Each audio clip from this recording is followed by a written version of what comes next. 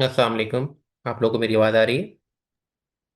जी वालेकुम सलाम। हाँ जी सर, आ रही है। जज़ाकल्लाह। आप क्या करें कि आप लोग ना जो आपके 5 डेज होते हैं उसमें लेक्चर्स को जीरो से शुरू कर दें। और जब आपकी क्लास होने लगती है सैटरडे और संडे को, तो उससे 2 दिन पहले यानी जुमेरात जुमे को आप अपने लास्ट 2 लेक्चर्स को दोबारा रिवाइज कर लें। जैसे फॉर एग्जांपल अभी आप 7th 8th लेक्चर पर हैं, तो क्या करें कि आप 5 6 लेक्चर को जुमेरात जुमे को रिवाइज कर लें। और मंडे से आप फर्स्ट सेकंड थर्ड पढ़ लें। फिर अगले मंडे को आप 4 5 6 उधर पढ़ लेंगे, और जो अगली क्लास होने लगी होगी उसमें आप जुमेरात और जुमे को आप जो रिसेंट क्लासेस लास्ट हुई हैं उनको रिवाइज कर लें। उससे क्या होगा कि जो आपके कॉन्सेप्ट्स होते हैं one by one her class के अंदर, वो आपस में लिंक होते जाते हैं। जब आप क्लास 5 पढ़ेंगे, आपको शायद एक कोई ऐसा टॉपिक होगा जो लेक्चर 1 में बात हुई होगी, उसके साथ आपको लिंक हो जाएगा। आपको समझ लगे, अच्छा ये जो बात मैंने की थी इसका मतलब यहाँ पे ये निकलता है। उस टाइम शायद नहीं समझ आई होगी, बाद में समझ आ जाएगी।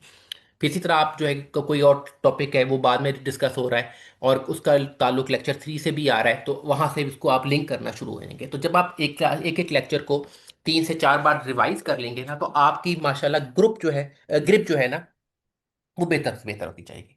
बाकी अल्लाह ताला आप सबके हक में बेहतर करे। आगाज करते हैं, बिस्मिल्लाहिर्रहमानिर्रहीम। रब्बिश इश्रह ली सदरी व यस्सिर ली अमरी वहलुल उक़्दतम मिन लिसानी यफ़क़हू क़ौली। मैं इस दुआ से हमेशा हर लेक्चर का आगाज करता हूँ, और अगर मैं कभी भूल जाऊं तो आप लोगों से भी गुजारिश है कि आप लोग भी मुझे लाजमी रिमाइंड करवा दीजिएगा। आज का जो टॉपिक्स है ना, इसमें हम इंशाल्लाह देखेंगे बेसिक्स, टैक्स अथॉरिटी क्या होती है, टैक्स ब्रैकेट्स क्या होती हैं, फाइलिंग स्टेटस क्या होते हैं, कब रिटर्न फाइल की जाती है, और अगर टाइम मिला तो हम 1040 का एक छोटा सा रिव्यू भी देखेंगे। इसमें मैं भी आपके साथ जो पहले 2 लेक्चर्स है बहुत मैं इजी चलूंगा आपके साथ, ठीक है। वैसे तो बाकी लेक्चर्स भी इजी होंगे, लेकिन इसमें आपको थोड़ा सा क्योंकि कॉन्सेप्ट बिल्डिंग करनी होती है, आपकी एक बेस स्ट्रक्चर बेस बनानी होती है, तो मैं आपके लिए थोड़ा सा इजी करके चलता हूँ। और इसमें मैं कुछ चीज़ें हैं जो मैं बार बार रिपीट करूंगा, तो आप लोगों ने उससे तंग नहीं होना। रिपीटिशन का मकसद ये होता है कि आपको हैमरिंग करना, ताकि आपको वो चीज़ें याद हो जाएं, वो सेक्शंस याद हो जाएंगे, वो कॉन्सेप्ट्स आपको जबानी याद हो जाए, आपको याद कुछ ना करना पड़े। मेरी कोशिश ये होती है कि मैं आपको लेक्चर इस तरह प्रेजेंट करूं और उस तरह बार बार रिपीटिशन करूं कि आपको चीज़ें खुद ही याद हो जाए, बजाय इसके कि आप बैठ के उनको रटे लगा रहे हो। अच्छा जी, जो हमारा यूएस टैक्सेशन का कोर्स है, इसमें सबसे पहले हम जो पढ़ेंगे ना, हम बेसिक्स पढ़ेंगे, बेसिक्स कॉन्सेप्ट्स पढ़ेंगे, वो देखेंगे। और उसके बाद में हमारी थर्ड क्लास से जो है ना, हमारी इंडिविजुअल टैक्सेशन हमारी प्रॉपरली स्टार्ट हो जाती है, जिसके अंदर हम पहले स्टार्ट में हम थोड़ा सा थ्योरी का सेक्शन पढ़ा करेंगे, और फिर उसके बाद हम प्रैक्टिकल पे जाया करेंगे। तो हमारी कोशिश ये होती है कि हम थ्योरेटिकल पोर्ट जो है वो 15 to 20% पोर्शन होता है, और ज़्यादा फोकस हमारा 70 to 80% 85% हमारा फोकस जो है ना वो प्रैक्टिकल पे होता है। अच्छा, उसमें आपको सिनेरियोज दिए जाएंगे कुछ, जो आप के साथ सॉल्व की जाएंगी, और कुछ आपको खुद से करने को भी दिए जाएंगे। अच्छा, उसके बाद फिर जब हमारा ये इंडिविजुअल टैक्सेशन है, ये तकरीबन हमारी कोई 10 से 12 क्लासेस पे जाती है। डिपेंड करता है कि क्लास का आपका रिएक्शन कैसा है। अगर आप लोगों के सवाल ज़्यादा आएंगे, आप लोग ज़्यादा इंटरेस्ट लेंगे, तो मे बी लेक्चर का टाइम बढ़ जाए, मे बी लेक्चर की क्लासेस बढ़ जाए। लेकिन अगर आप लोगों की तरफ से रिस्पॉन्स कम आ रहा होगा, या आपके इंटरेस्ट इतना डेवलप नहीं हो रहा होगा, तो ऑब्वियसली मैं पढ़ा के मैं आगे बढ़ता जाऊंगा, तो मे बी तो क्लास अपने टाइम के हिसाब से चल जाएंगी। तो मुझे कोई इशू नहीं है कि अगर खुदा ना खास्ता क्लासेस जो है वो 10 के बजाय 12 लग जाती हैं, या 10 या 2 4 क्लासेस ऊपर भी लग जाए, तो मैं उससे घबराता नहीं हूँ, क्योंकि मेरी कोशिश होती है कि आपको सेटिस्फाई करके भेजूं। अच्छा जी, उसके बाद जो है हम लोग इसके बाद फिर जो है वो क्विक बुक्स का टॉपिक स्टार्ट हो जाता है, और पेरोल का टॉपिक स्टार्ट हो जाता है। फिर सॉरी, पहले इंडिविजुअल टैक्सेशन पढ़ेंगे, उसके बाद फिर हम बिजनेस टैक्सेशन पे आ जाएंगे। बिजनेस टैक्सेशन में जो है आपकी बिजनेस की रिटर्न, जिसमें पार्टनरशिप की रिटर्न, आपकी सी कॉर्प की रिटर्न और एस कॉर्प की रिटर्न हमको करवाते हैं, उसको बाकायदा प्रैक्टिकल एग्जाम्पल्स के थ्रू करवाई जाएगी, और साथ आपको करने के लिए भी दिया जाएगा। उसके बाद फिर हम जो है इसके अंदर से जो है क्विक बुक्स का टॉपिक स्टार्ट हो जाएगा। क्विक बुक्स, पेरोल, और साथ में सेल्स टैक्स आपको वो समझा कराया जाएगा। फिर उसके बाद आपका एलएलसी फॉर्मेशन और सेल्स टैक्स रजिस्ट्रेशन वगैरह, ये टॉपिक्स आपके जो हैं ये आपको साथ भाई करवाएंगे, आपके जो दूसरी ट्रेनर है। अच्छा, मैं जो हूँ ना आप लोगों को साथ साथ जो है ना सवाल भी बीच बीच में लेता जाऊंगा। टॉपिक पढ़ाने के बाद एक टॉपिक पढ़ाया, 2 टॉपिक्स पढ़ाया, 2 स्लाइड 3 स्लाइड पढ़ाने के बाद आपको सवाल अगर कोई है, तो मैं बीच में लेता जाऊंगा। तो ताकि आप लोगों को भी थोड़ा सा ज़रा तसल्ली रहे, क्योंकि बर्दाश्त कुछ लोगों को नहीं हो रहा होता, तो मैं आप लोगों के साथ साथ जो है ना इश्यूज रिजॉल्व करता जाता हूँ। कुछ लोगों कुछ लोग नहीं पसंद करते शायद, इसमें कुछ लोग पसंद करते।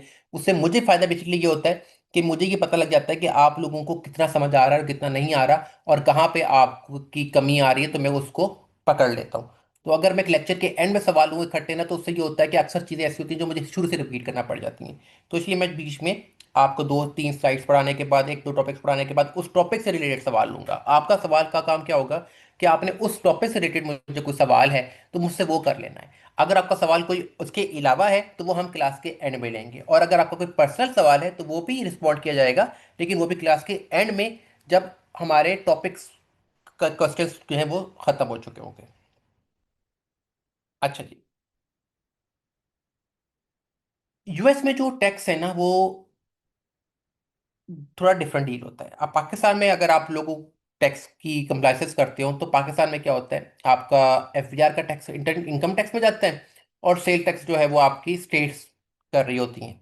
लेकिन यूएस में डिफरेंट है। यूएस में क्या होता है, आपकी एलएलसी जो बनती है, रजिस्टर्ड होती है, वो आपकी स्टेट में बनती है। उसके बाद उसको आप रजिस्टर करते हैं विद फेडरल थ्रू ईआईएन। आप फेडरल के अंदर उसको रजिस्टर हो जाते हैं, और आप ईआईएन नंबर ले लेते हैं, जिसे कहते हैं एम्प्लॉयर आइडेंटिफिकेशन नंबर। अच्छा, स्टेट के अंदर ही आप जो है अपने सेल्स टैक्स भी पे करते हैं, और स्टेट के अंदर ही आप इनकम टैक्स भी पे करते हैं, जो स्टेट का इनकम टैक्स होता है। और फेडरल के अंदर आप सिर्फ इनकम टैक्स पे करते हैं। अच्छा, इसके अलावा एक फ्रेंचाइज टैक्स भी इसमें आ रहा होता है। वो बेसिकली वो भी क्या होता है कि जब आप एलएलसी बनाते हैं, तो फिर एलएलसी के अंदर जो है आप हर साल एलएलसी को रिन्यू करते हैं। तो उस रिन्यू को करने को की जो पेमेंट होती है, वो आप फ्रेंचाइज टैक्स कहलाती है। तो अगर आप हर साल अपनी एलएलसी रिन्यू करते हैं, तो उसकी आप फी पे करते हैं। कुछ स्टेट्स आपसे एलएलसी जो आपकी रजिस्ट्रेशन फीस है वो ज़्यादा ले लेती हैं, और रिन्यूअल फीस कम रखती हैं। कुछ स्टेट्स हैं जो वो आपकी एलएलसी की रजिस्ट्रेशन फीस बहुत कम रखती हैं, लेकिन रिन्यूअल फीस आपकी ज़्यादा रखती हैं। तो डिपेंड करता है कि आपने किस स्टेट में अपनी एलएलसी खोली हुई है। अच्छा, फेडरल में आपका इनकम टैक्स डील हो रहा होता है, और स्टेट में भी आपका इनकम टैक्स भी डील हो रहा होता है।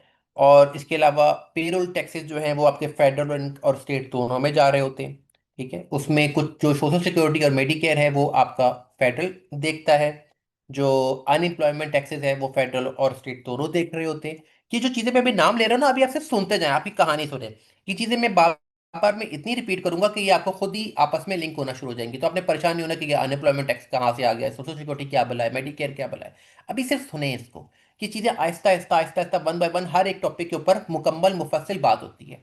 तो इसलिए अभी सिर्फ मैं आपको वो नाम बता रहा हूँ, वो टर्म्स बता रहा हूँ, टर्मिनोलॉजी बता रहा हूँ, जो कि बाद में यूज़ होनी है, और उसके ऊपर हम इंशाल्लाह डिटेल में काम करेंगे।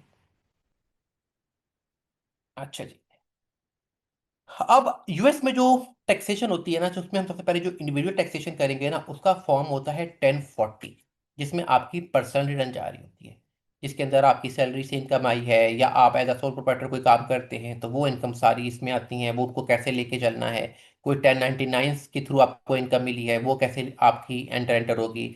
आपके कितने आपके जो हैं वो क्रेडिट्स आ रहे हैं इसके अंदर, आपकी क्या क्या इसके अंदर पेनल्टीज आ रही हैं, क्या क्या इसके अंदर आपकी टैक्स लाइबिलिटीज बन रही हैं, वो सारी हम 1040 के अंदर इंशाल्लाह देखेंगे। और ये इसके ऊपर हमारी तकरीबन कोई 10 से 12 क्लासेस होती हैं।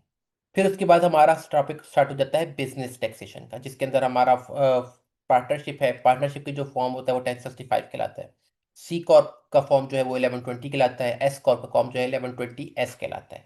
अब ये फॉर्म्स क्या है, ये 1065, ये 1120 ये आपको याद इंशाल्लाह मैं ज़बानी खुद ही करवा दूंगा बोल बोल के। आपको इतना मसला नहीं होगा, आपको बैठ के याद करने की जरूरत नहीं, कि आप पार्टनरशिप का फॉर्म 1065 में बैठ के लगे हुए हैं। दूसरी चीज, आपने इनको 2 डिजिट्स में बोलना है, जैसे 1065, 1120, 1040। इसको 1040 नहीं बोलना, इसको 1040 नहीं बोलना, इसको 1120 ऐसे इस तरह करके नहीं बोलना। उसकी वजह क्या है कि जब आप अपनी अगर आदत शुरू से खराब कर लेंगे ना, तो वो फिर आपको बाद में प्रॉब्लम करेगी। जब कल को आप किसी यूएस फर्म को इंटरव्यू दे रहे हैं, या आप किसी एम्प्लॉयर के पास गए हैं पाकिस्तान में पीपीओ फर्म में, और वहाँ पे आप बात कर रहे हैं, और आप कह रहे हैं जी मैं, हाँ जी मुझे 1065 भी फाइल करना आती है, या मुझे 1065 भी फाइल करना आती है। तो जब आप उसको 1065 नहीं बोलेंगे या 1040 नहीं बोलेंगे, वो कहेगा यार इस बंदे को चीज़ें तो पता है, लेकिन इसे नाम ही फॉर्म से नहीं पता। तो पता नहीं इसे आता है, क्या इसने कहीं से रट्टा मार के आ गया है, क्योंकि इसको नाम बोलना ही नहीं आता। तो वो आपका बड़ा एक बुरा इंप्रेशन जाता है। तो इसलिए आप लोगों ने इसको ध्यान रखना है कि आपने इसको फॉर्म्स के जो भी नाम लेने हैं उनको 2 डिजिट्स के अंदर लेने हैं। फर्स्ट टेंस को अलग कर देना है और लास्ट को अलग कर देना है। अच्छा जी, यूएस में जो हमारी गवर्नमेंट बॉडी है ना, टैक्स अथॉरिटी की, जो कि टैक्सेस के मामला फेडरल लेवल पे देखती है, that is internal revenue services. जिस तरह पाकिस्तान में एफबीआर है, इस तरह यूएस में इंटरनल रेवेन्यू सर्विसेज है। अच्छा, उसके बाद जो आपकी स्टेट लेवल पे जो है ना, वो आपकी देखती हैं आपकी स्टेट की जो की जो अथॉरिटीज होती हैं, ठीक है। वहाँ पे स्टेट में दो तरह की अथॉरिटीज होती हैं। एक होती है secretary of state. Secretary of state जो है ना, वो आपकी बेसिकली होती है जहाँ पे आप अपनी एलएलसी को या आईएनसी को रजिस्टर करते हैं। और एक होती है आपकी रेवेन्यू बॉडी, ठीक है। अब वो आपकी स्टेट ऑफ रेवेन्यू, कुछ रेवेन्यू अथॉरिटी बोल देता है, कोई कुछ बोल देता है, वो डिफरेंट, हर नाम कहीं ना कहीं डिफरेंट चल रहे होते हैं, ठीक है ना। जैसे न्यूयॉर्क में जो है ना, न्यूयॉर्क डिपार्टमेंट ऑफ इंट रेवेन्यू आ जाएगा, इस तरह करके। तो वो आपकी डील करती है टैक्सेस के दरमियान, जो आपके स्टेट लेवल पे टैक्सेस होते हैं। अच्छा, हर स्टेट जो है ना वो टैक्सेबल नहीं भी होती, ठीक है। खैर, ये आगे चल के आपको मैं दिखाता हूँ। अच्छा, द यूएस फेडरल इनकम, ये आपको मुख्तलिफ जो है ना एफबीआर आपसे जो है ना, वो आपसे टैक्सेस के जो मामलात होते हैं ना, वो आपके आईआरएस आपके दिख रही होती है, इंडिविजुअल लेवल पे भी, आपके कॉरपोरेशन लेवल पे भी। फिर वहाँ पे जो ट्रस्ट होती हैं, वो ट्रस्ट अलग से रजिस्टर होती हैं, और उसके अलावा कुछ अदर लीगल एंटिटीज भी होती हैं, ठीक है।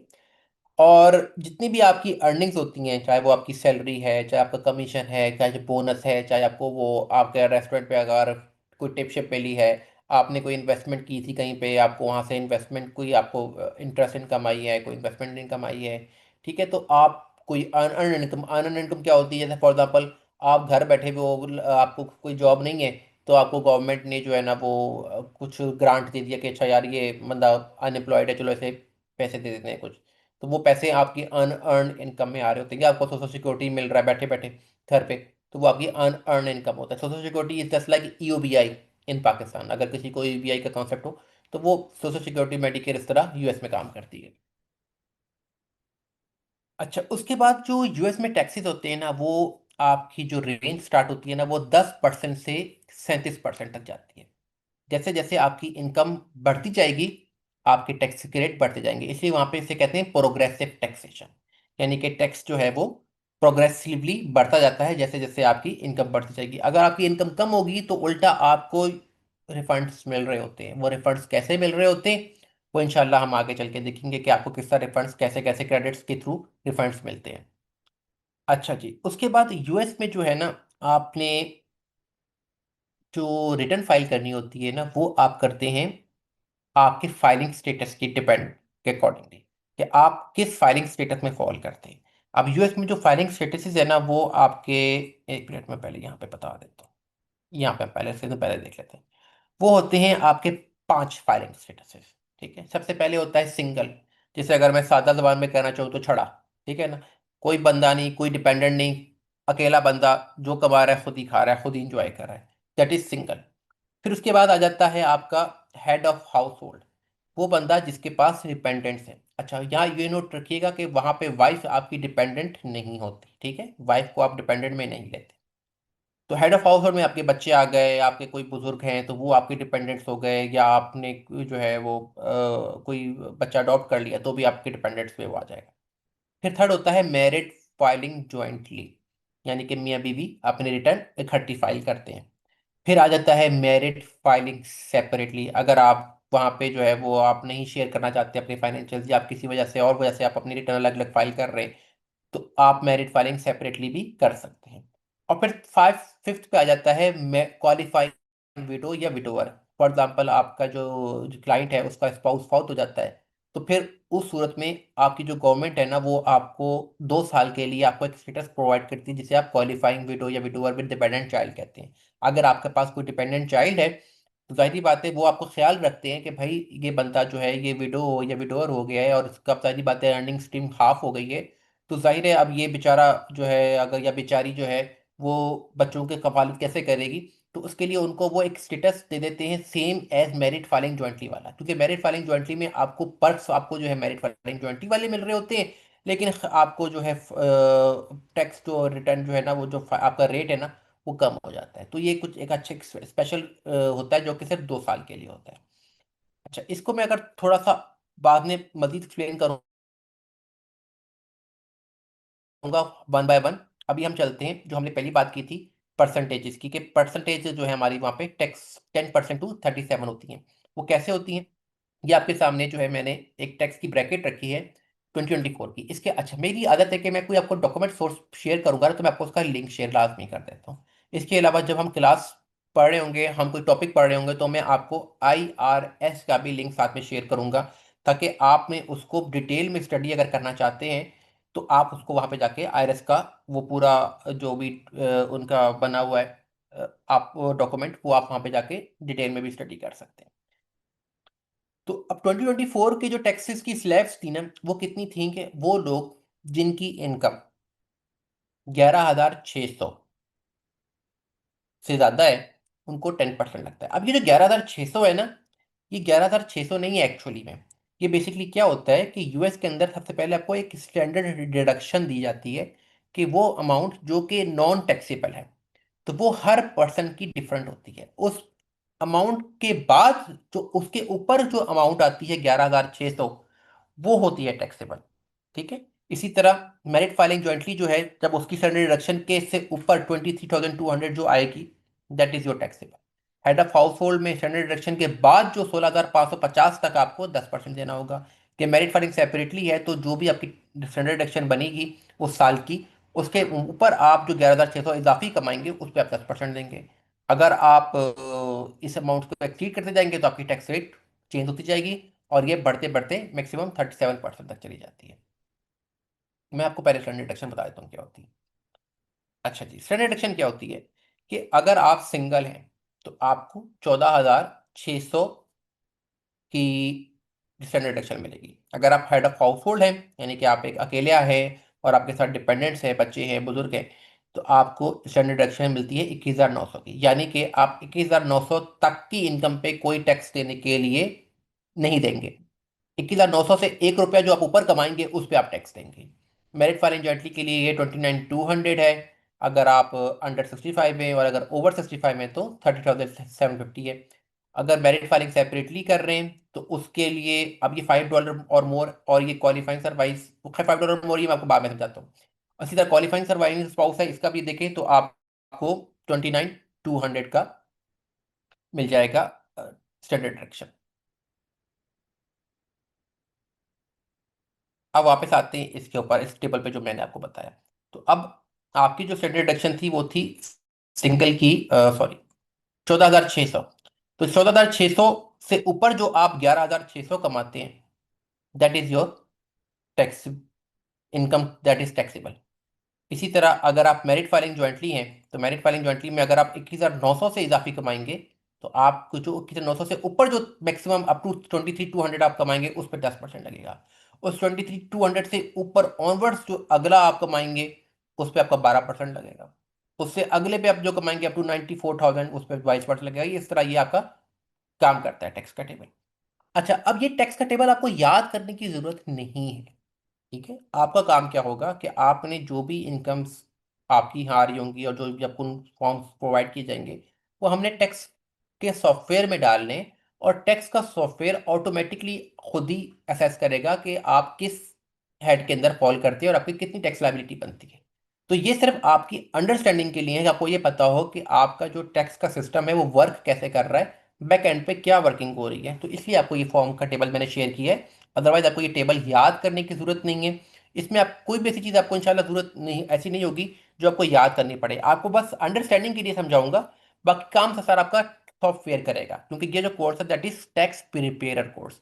ये कोर्स डिजाइन किया गया है एनरोल एजेंट के कोर्स के थ्रू, जिसमें आपके जो 3 पेपर्स होते हैं, उसमें से जो फर्स्ट 2 पेपर्स होते हैं इंडिविजुअल टैक्सेशन और बिजनेस टैक्सेशन के, वो उसका हमने जो है ना क्रस्ट लेके ना ये बनाया है, ताकि आप किसी भी फर्म को जब अपने टैक्स की सर्विसेज दें तो आपको ये अंडरस्टैंडिंग सारी आपके पास हो। यहाँ तक कोई सवाल हो तो कर सकता है, फिर मैं इसके बाद फाइलिंग स्टेटस पे जाता हूँ। अगर आपका कोई सवाल है तो आप हैंड रेस करें, फिर मैं आपको गाइड कर देता हूँ।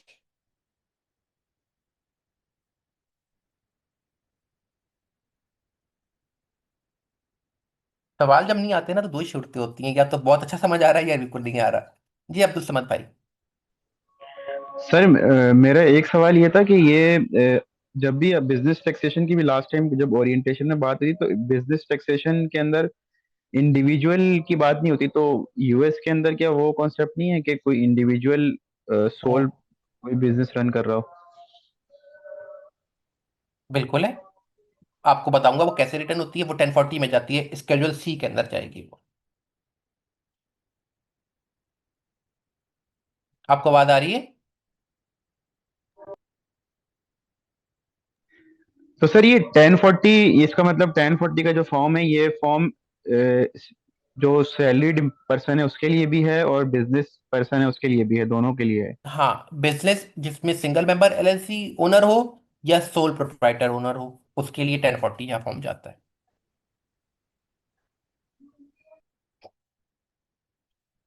ठीक है।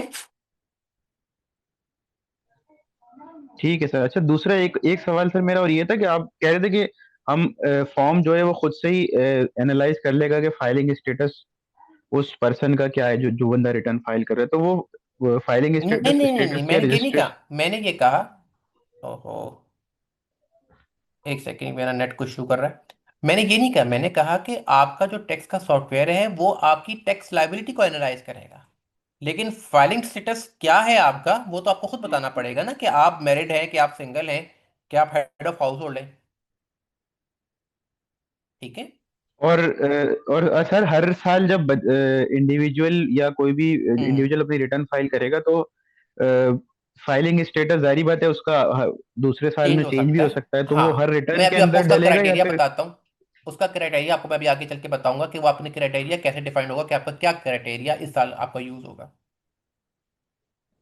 वो मैं आगे चल के बताता हूँ आपको। ठीक है। ठीक है, बट वो यही होगा कि हर साल उसका रिटर्न फॉर्म के अंदर उसका जो मुझे सेपरेटली इंसर्ट करना पड़ेगा कि इसका फाइलिंग स्टेटस है क्या? हाँ, वो जब आप रिटर्न स्टार्ट करेंगे तो आपके स्टार्ट में ही बताते हैं। पहला काम ही आपको ये बताना होता है, अपना नाम बताने के बाद, कि आपका स्टेटस क्या है। Okay, thank you sir. ठीक है। जी जाहिद, जीशान जाहिद भाई। अस्सलाम वालेकुम असर वालेकुम साहब। सलाम। मेरा क्वेश्चन बस ये था कि आपने लास्ट पे जो बात की वो मैं समझ नहीं पाया। मुझे मतलब शायद वो कनेक्शन इशू हो गया था कि आप कह रहे थे कि तीन जगहों से मिलके बनाया है वो। ज़रा if you could please repeat enrol that would agent, B. US में एक कोर्स होता है एनरोल एजेंट आईआरएस का, जो कि अलाउ करता है आपको कि आप जो है ना किसी भी फर्म के साथ एज जिस तरह सीपीए होते हैं ना जो अपनी फर्म खोल सकते हैं, इस तरह एनरोल एजेंट को भी ये होता है। तो एनरोल एजेंट का जो पेपर होता है ना, वो होता है तीन पेपर्स होते हैं उसके। एक होता है इंडिविजुअल टैक्सेशन, एक होता है बिजनेस टैक्सेशन, और एक थर्ड होता है आपका ये लिटिगेशंस वगैरह, और ये किस तरह आपने जो है आईआरएस के सामने अपीयर होना है एज अ लॉयर। तो जाहिर बात है वो थर्ड ऑप्शन तो हम लोग नहीं यूज कर सकते, तो हम लोग फर्स्ट और सेकंड जो आपका पेपर है ना उसको लेके सारा ये हमने कोर्स डिजाइन किया। Right right. Thank you very much sir. ठीक है। जी शादेब साहब। अस्सलाम सर। वालेकुम सलाम। अरे सर, मेरा क्वेश्चन ये है कि जिस तरह हम यहाँ पे टैक्स फाइल करते हैं इंडिविजुअल के केस में, यानी कि सैलरी के केस में फॉर इंस्टेंस, तो उसमें होता है कि हम्म। अगर आपने 6 लाख तक कमाया है तो जीरो टैक्स है, 6 लाख से ऊपर हम्म। है तो और 12 लाख के दरमियान है तो five, I hmm. Think 5% of the amount exceeding 6 lakhs। जी जी, ऐसे ही है। अच्छा, अब फॉर इंस्टेंस यहाँ पे आपने एक स्लैब नीचे दिखाया था कि आपका फाइलिंग स्टेटस अगर फॉर एग्जांपल है, आप विडो हो या वो सिंगल में आते हो, तो 14,600 का आपका वो आपने बताया था। वो टैक्स क्रेडिट्स हैं, वो बेसिकली क्या चीज़ है? ये बेसिकली है कि आपकी, अगर आप जिस तरह पाकिस्तान में जी up to 6 lakh salary income हो तो आपको टैक्स नहीं लगेगा, लेकिन बिजनेस में वो शायद स्लैब्स चेंज हो जाएंगी। वो ऐसे ही है। 4 लाख है। हाँ जी, हाँ जी। हाँ, लेकिन यूएस में अलग नहीं किया। उसने कहा आपकी इनकम कहीं से भी आ रही है, अप टू 14,600, अगर आप सिंगल हैं तो आपको कोई टैक्स नहीं लगेगा, माफी है। 14,600 के बाद आपकी टैक्स लायबिलिटी कैलकुलेट होगी। ठीक हो गया। अगर आप हेड ऑफ हाउस होल्ड के तौर पे फाइल करते हैं तो 21,900 तक की आपकी इनकम जो है वो टैक्स एग्जम्प्ट है। 21,900 के बाद आपकी टैक्स लायबिलिटी काउंट। मतलब जिस तरह वहां पे हाउस होल्ड में लिखा हुआ है 23,200, तो मैं कमा रहा हूँ हम्म। 21,900, तो मैं 0% हम्म। टैक्स दे रहा हूँ। दोबारा बोलिएगा आखिरी लाइन। मतलब for example as a head of the house मैं 23,200 कमाता हूँ, या उससे हम्म। 23,200 से ऊपर कमाता हूँ तो टैक्स है। लेकिन अगर अगर मैंने हाँ, कमाया, अगर आप हेड ऑफ हाउस होल्ड में 21,900 से ऊपर कमाते हैं तो आपको टैक्स देना पड़ेगा। वरना नौ सौ हम एक रुपया जो होगा ना, नौ इरेस्पेक्टिव सौ कहाँ एक से के बाद जो इनकम आई भी है अमाउंट क्या है, आएगी ना, हमारा वो जीरो चाहे दस परसेंट रुपये $10 है, $20 है, $7 है, उस पर आपको टैक्स देना है। हेलो 21,900 तक का एग्जाम्प्ट है। हेलो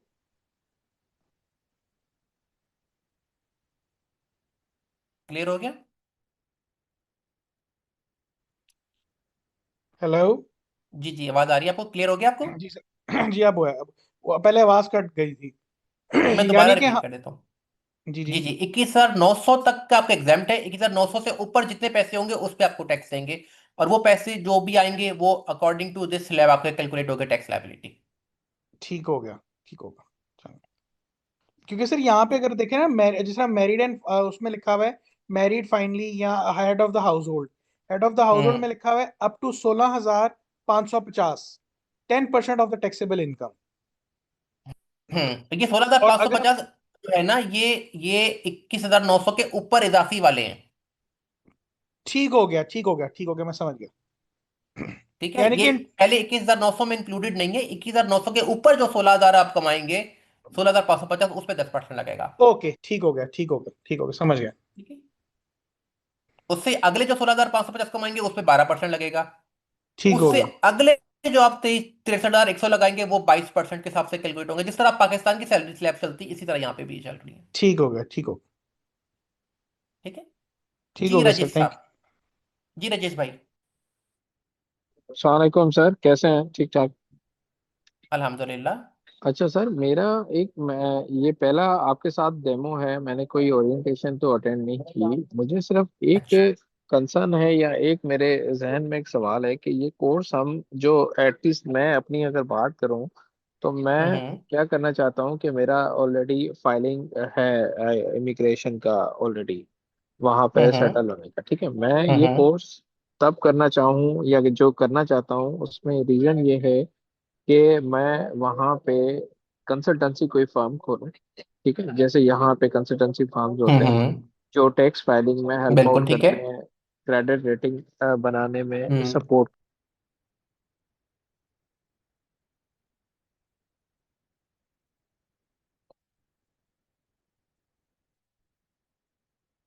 राजेश भाई, आपको आवाज आ रही? आपकी आवाज गायब हो गई है। डिस्कनेक्ट तो नहीं हो गया वो भाई?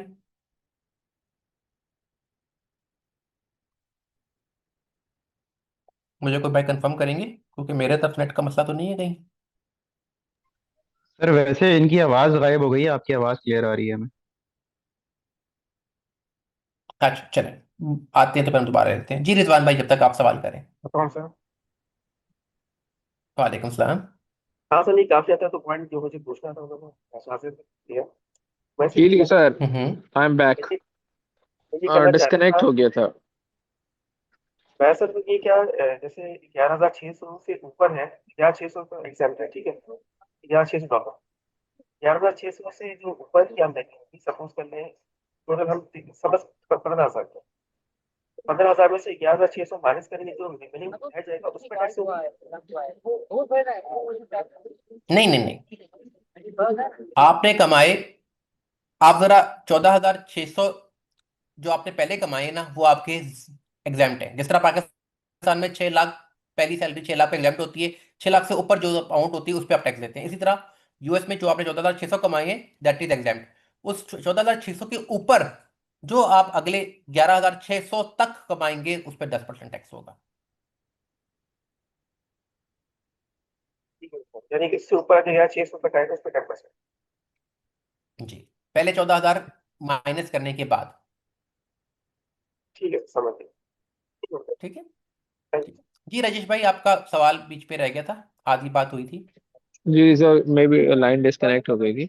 अच्छा, पॉइंट जी ऑफ जी। डिस्कशन ये था कि यानी ये जो हम कोर्स करेंगे कि उसके बाद we will be able to file different type of taxes, like आपने बताया कि हम्म सिंगल टैक्सेशन या कंपनी टैक्सेशन हम्म या जो भी है। हम्म तो यही है जो मैं अंडरस्टैंड कर पा रहा हूँ। अच्छा, उसमें आपने पहला काम तो ये करना है कि आपके जो कोऑर्डिनेटर हैं जिन्होंने आपको ये लिंक शेयर किया है, या अगर आपने हम्म फीस पे की है तो आपने उनको फीस की स्क्रीनशॉट भी भेजी होगी, आपने उनको ये कहना हम्म। है कि आपको जो डेमो क्लास थी ना उसका यूट्यूब का लिंक शेयर कर दें। यूट्यूब पे हमारा ओके वो लिंक पड़ा हुआ है। ओके उसमें आप कुछ ओके। सवालों के जवाब हो जाएंगे। बाकी जो आपका सवाल है ये वाला कि आपको ये कोर्स का क्या फायदा होगा, तो इसको हम जो है ना क्लास के एंड में डिस्कस करते हैं, दोबारा मैं डिस्कस कर दूंगा, कोई ऐसा मसला नहीं है। अभी हम ठीक फिलहाल है। मेरी कोशिश है कि हम टॉपिक पे चलें, क्योंकि ऑब्वियसली हम ये नहीं जो नहीं, टॉपिक है ओके। ना ये हाँ ठीक है, ये आपने मुझे टेक योर क्लास के एंड में आपने तो मुझे दोबारा रिमाइंड कराना है इस सवाल का जवाब देने के टाइम। लिए, ठीक श्योर है। Sure sure sure. Okay. Mic off कर दीजिएगा। अच्छा जी, अब चलते हैं टैक्स जो फाइलिंग स्टेटस है ना उसके बारे में। जी अब तो समझ भाई कुछ सवाल है आपका? सर अभी हम जो डिस्कस कर रहे थे उसमें आपने एक चीज एक बताई थी कि 1040 के फॉर्म में जो इंडिविजुअल पर्सन जिसकी एलएलसी रजिस्टर हुई हुई है वो पर्सन भी 1040 के अंदर ही अपनी इनकम डिक्लेयर करेगा। तो मेरा एक बस ये सिंगल पर्सन एलएलसी जो होती है, सिंगल मेंबर नहीं, एलएलसी। बस मुझे कंफ्यूजन ये थी थोड़ी सी कि क्यों जैसे पाकिस्तान लॉ के अंदर तो ये होता है कि आप अगर आपकी कोई कंपनी रजिस्टर्ड है तो कंपनी का एक सेपरेट एंटीन होता है और उसका रिटर्न्स और सब चीजें हम्म, सेपरेट हो रही होती हैं। तो उसमें भी आपका यहाँ पे क्या? ईआईएन जाएगा, ईआईएन आपका कंपनी का उसमें अलग से एंटर होगा। अभी मैं आपको ओवरव्यू दूंगा एलएलसी का, आपको उसमें इंशाल्लाह 1040 का, उसमें आपको ये चीजें क्लियर हो जाएंगी इंशाल्लाह। ओ, जी राना साहब। वालेकुम सर। वालेकुम सलाम। सर मेरा क्वेश्चन ये है कि वो जो 14,600 है उसको हम बोलेंगे क्या? Standard deduction. Standard deduction. ठीक है सर। Standard deduction. ठीक है सर। अभी मैं आपके साथ एक टैक्स का फार्मूला डिस्कस करूंगा, और वो जी। फार्मूला मैं आपकी हर क्लास स्टार्टिंग में दोबारा रिवाइज कराया करूंगा, उसमें आपको ये ठीक है चीजें सर। क्लियर होंगी इंशाल्लाह, ठीक है। वो मैं एंड ठीक में है इसलिए सर। लेके जाए फॉर्मूला रखा हुआ है कि शुरू में फॉर्मूला दिखा दिया तो बच्चे भाग जाते हैं कहते हैं ये क्या बला आ गई, ओके ओके सर, सही। ठीक है। अच्छा जी, हमारे पास यूएस में है 5 फाइलिंग स्टेटसेस। अच्छा पहले तो बता दूं, अभी किसी भाई को अभी पिछला कुछ समझ नहीं आया, कोई इशू नहीं है, ठीक है। हम अभी इस चीज़ों को बार बार रिपीट करेंगे तो इतना रिपीट होगा कि आपकी चीज़ें आपस में खुद ही लिंक होना शुरू हो जाएंगी। फिर नेक्स्ट टाइम आगे जब मैं कोई नया टॉपिक पढ़ाया करूंगा तो मैं पिछले टॉपिक से कोई चीज़ ऐसी जो उसके लिंक होती है उसको भी रिपीट करता हूँ, ताकि आप उसको आपस में अंडरस्टैंड कर सकें। तो इसलिए परेशान नहीं होना कि यार ये क्या नई नई चीज़ें अजीब अजीब चीज़ें मिल रही हैं, स्टैंडर्ड एक्शन क्या बला आ गई, ये इतना बड़ा टैक्स का फॉर्मूला का शीट दिखा दी, ये हम कहाँ से कैलकुलेट करते फिरेंगे। तो आपने इसीलिए परेशान नहीं होना, जो आपका टैक्स का सॉफ्टवेयर है वो ऑटोमेटिकली सारी चीज़ें कैलकुलेट करता है, आपने बस उसको ये बताना होता है कि मेरी इनकम कितनी है, ठीक है। वो खुद ही करेगा। आपको ये बताने का मकसद सिर्फ ये है कि आपको ये पता हो कि पीछे टैक्स के पीछे जब आप टैक्स कैलकुलेशन हो रही है तो उसके पीछे पीछे एंड पे इंजीनियरिंग क्या चल रही है, ठीक है। और दूसरा ये कि जो ये चीज़ें जो टर्म्स एंड मैं यूज़ कर रहा हूँ ये भी आपको बार बार रिपीट इसलिए करूंगा तो आपको इंशाल्लाह याद हो जाएंगी, तो आप इससे परेशान नहीं होना। तो अब हमारे पास यूएस में होते हैं फाइलिंग स्टेटस 5 किस्म के। एक होता है सिंगल, जिसे मैंने बताया कि अगर आप लोकल जबान में समझना तो छड़ा कह लें। दूसरा है आपका head of house hold. Head of house hold तब होगा कि वो सिंगल के साथ उसके साथ कोई डिपेंडेंट्स भी हैं, यानी कि बच्चे हैं, बूढ़े माँ बाप हैं, कोई और ऐसा है जो अभी अपना खुद नहीं कमाता, तो उनकी बैगे डिफिनेशन में आएगा कि भाई ये क्राइटेरिया कौन डिपेंडेंट्स का क्या होता है, वो हम आगे चल के इंशाल्लाह पढ़ेंगे। फिर आपका आ जाता है कॉमन मैरिड फाइलिंग ज्वाइंटली, कि दो लोग जो शादीशुदा हैं वो अपनी रिटर्न कैसे फाइल करेंगे। पाकिस्तान में क्या होता है, चौर बीवी अपनी रिटर्न फाइल कर देता है, बीवी घर में हाउस वाइफ होती है तो अपनी रिटर्न फाइल नहीं करती, ठीक है। और वो पता लग रहा होता है जी वो नॉन फाइलर हुई हुई है, क्यों? क्योंकि वो रिटर्न ही फाइल नहीं करती, उसने कभी एनटीआर बनाया ही नहीं है। लेकिन यूएस में ऐसा नहीं है, यूएस में हर वो बंदा जिसके पास एसएसएन है उससे अपनी रिटर्न फाइल करनी होती है। और रिटर्न फाइल कब करनी होती है, कितनी इनकम पे करनी होती है, वो भी हम आगे चल के दोबारा देखते हैं। तीसरा हो गया मैरिज, चौथा हो गया आपका मैरिज फाइलिंग सेपरेटली। अब जैसे मैरिज फाइलिंग सेपरेटली दो तरह यूज होता है, वो आगे चल के देखते हैं, बल्कि मैं डेफिनेशन बताता हूँ। और पांचवा है आपका क्वालिफाइंग वेट। अच्छा, सिंगल कब फाइल करता है, जब वो अनमैरिड है या तो डिवोर्स्ड है, ठीक है। तो वो उस सूरत में अपनी रिटर्न फाइल करता है। और वो स्टेटस कब देखा जाएगा, वो देखा जाएगा 12 दिसंबर को रात को 12 बजने से पहले पहले क्या स्टेटस है उसका, ठीक है। अब जैसे फॉर एग्जाम्पल उसकी एग्जाम्पल देता हूँ, एक बंदा पूरा साल जो है वो सिंगल रहा, लो जी वो लोग न्यू ईयर पार्टी में गया, वहां पे उनको कोई खातून पसंद आ गई तो उन्होंने कहा ठीक है जी, इकरार किया। वही साथ पादरी का चर्च था, चर्च में चले गए, जाके शादी कर ली, 11:55 पे उन्होंने शादी कर ली। तो अब 11:55 12 दिसंबर को उन्होंने अगर शादी की है तो वो अपना स्टेटस मैरिड फाइलिंग जॉइंटली रखेंगे, फिर वो सिंगल नहीं रहेगा। या वो पूरे साल मैरिड रहा और आपने न्यू ईयर को, जो न्यू ईयर नाइट को, ठीक है ना, 12 दिसंबर को आपने 11:55 या 59 मिनट पर आपने जो है तलाक ले ली है, कोर्ट ने दे दिया जी हाँ जी इन दोनों की तलाक हो गई, तो उस टाइम वो टाइम देखा जाएगा कि आपने कौन सा स्टेटस लेना है। तो जो आपका लास्ट डे पे आपका 12 बजने से पहले पहले जो स्टेटस होता है that is your filing status. Filing filing jointly में क्या होता है कि आप दोनों जो पर्सन, जो टैक्स पेयर है और जो स्पाउस है, जो बंदा फाइल रिटर्न पहले करता है जिसका नाम टैक्स रिटर्न में सबसे पहले लिखा जाता है that is called tax payer, और जिसका नाम सेकंड नंबर पे लिखा जाता है दैट इज कॉल्ड स्पाउस। तो आपका टैक्स पेयर और स्पाउस अगर मैरिड है तो उन लोगों की इनकम जो है वो ज्वाइंटली रिपोर्ट होगी, उनके क्रेडिट्स भी जॉइंटली रिसीव होंगे, और उनकी स्टैंडर्ड डिडक्शन भी जॉइंटली के हिसाब से ही आपको प्रोवाइड की जाती है, जो कि सिंगल से ज्यादा होती है, ऑलमोस्ट डबल होती है। अच्छा, मेरिट फाइलिंग ज्वाइंटली कब करते हैं भाई? जब आप जो है ज्यादातर जो है वहां पे मेरिट फाइलिंग ज्वाइंटली से यूज होता है कि भाई दो लोग हैं, अब बच्चे हैं तो जाहिर बात है अलग अलग तो नहीं ले सकते, कि कोई ना कोई एक बंदा उसको क्लेम कर सकता है, तो इसलिए वो सारे बच्चे आपके ज़्यादा डिपेंडेंट क्लेम होते हैं, और आप जो है उसके ऊपर आपको क्रेडिट्स मिलते हैं। आपको एक बच्चे का 2,000 क्रेडिट मिलता है, यानी कि $2,000 तक की टैक्स लाइबिलिटी माफ हो सकती है। और अगर आप उसको कैश में लेना चाहते हैं तो 1,700 आपको एज अ कैश आपको मिल जाता है पर बच्चा। तो इसलिए वो ज़्यादातर मेरिट फाइलिंग जॉइंटली पे ही जाते हैं। अच्छा, अगर खुदा ना खास्ता ये चल रहा है जी कि भाई आपस में डिवोर्स का मामला चल रहा है, ठीक है जी, अभी कोर्ट में केस चल रहा है, वो कहते हैं ठीक है यार हम अपनी रिटर्न अब मैरिट फाइलिंग सेपरेटली कर लेते हैं। एक सूरत क्या होती है कि भाई आपका कोर्ट में कुछ चल रहा है तो आप उस टाइम मैरिट फाइलिंग सेपरेटली कर लेते हो, या आप लोग जब जो है वो क्लाइंट जो है और जो उसकी स्पाउस है उन्होंने शुरू से डिसाइड किया कि भाई हम अपनी रिटर्न मैरिट फाइलिंग सेपरेटली ही करेंगे, तो उस सूरत में भी वो मैरिट फाइलिंग सेपरेटली कर लेते हैं। या अक्सर ये ऐसा होता है कि भाई दोनों की इनकम बहुत ज्यादा है, तो कहते हैं कि एक बंदे के जो है ना वो मामला कुछ और है, दूसरे के कुछ और है, तो दोनों कहते हैं कि यार इस तरह अगर हम आइटमाइज डिडक्शन देना चाहते हैं, वो क्या चीज़ होती है वो खैर डिफरेंट बाद में देखा जाएगा। तो उसके अकॉर्डिंगली भी अगर कुछ चलना चाह रहे हैं तो वो फिर अपना स्टेटस भी सेपरेटली या जॉइंटली में चेंज करना चाहे तो वो कर सकते हैं। और ज़रूरी नहीं है कि हर साल सेपरेटली है तो अगले साल भी सेपरेटली होगा, मे बी अगले साल जॉइंटली करना चाहे जॉइंटली कर लें, अगले साल सेपरेटली कर लें, that is up to them. फिर उसके बाद ये होता है कि जी अगर खुदा ना खास्ता एक स्पाउस मर जाता है और जो सर्वाइविंग स्पाउस है वो अगर तो उसके पास बच्चे नहीं है तो फिर तो वो नेक्स्ट ईयर जो है वो सिंगल में फाइल करेगा। अब जैसे फॉर एग्जाम्पल हम एग्जाम्पल लेते हैं जी 2024 की। 2024 में जो था टैक्स पेयर और स्पाउस है उसमें से टैक्स पेयर मर गया, स्पाउस रह गई, तो अब 2024 की रिटर्न दोनों मैरिड फाइलिंग जॉइंटली ही करेंगे, इरिस्पेक्टिव के उस साल टैक्स आपका स्पाउस फौत हो चुका हुआ है। अब अगले साल 2025 की जो रिटर्न जानी है जो कि 2026 में जाएगी, उसमें वो अगर तो उसके पास हैं बच्चे डिपेंडेंट्स, तो फिर वो क्या करेगी, क्वालिफाइंग विडोअर के हेड में रिटर्न फाइल करेगी और उसके हिसाब से वो स्टैंडर्ड डिडक्शन ले लेगी।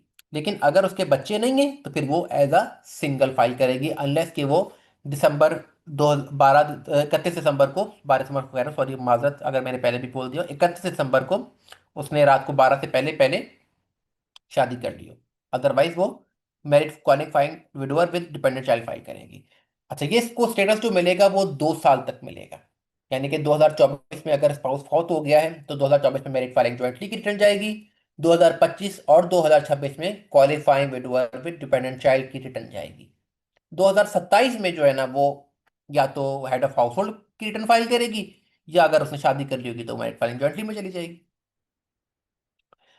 और हेड ऑफ हाउस आपको बता ही चुका हूँ कि अगर आप सिंगल हैं लेकिन आपके पास डिपेंडेंट्स हैं और वो डिपेंडेंट्स ऐसे हैं जिनका आप 50% से ज़्यादा खर्चा खुद बर्दाश्त कर रहे हैं, और वो डिपेंडेंट्स आपके साथ रह रहे हैं और आप उनके खर्चे खुद भी बर्दाश्त कर रहे हैं, खुद भी थोड़ा बहुत कमाते हैं लेकिन उनके 50% ज़्यादा खर्चे आप बर्दाश्त करते हैं, तो उस सूरत में आप उनको अपने डिपेंडेंट्स क्लेम करते हैं और आप उनको हेड ऑफ हाउस होल्ड के कैटेगरी में अपनी रिटर्न फाइल करते हैं और रिटर्न के अंदर अपने डिपेंडेंट्स को भी मेंशन करते हैं।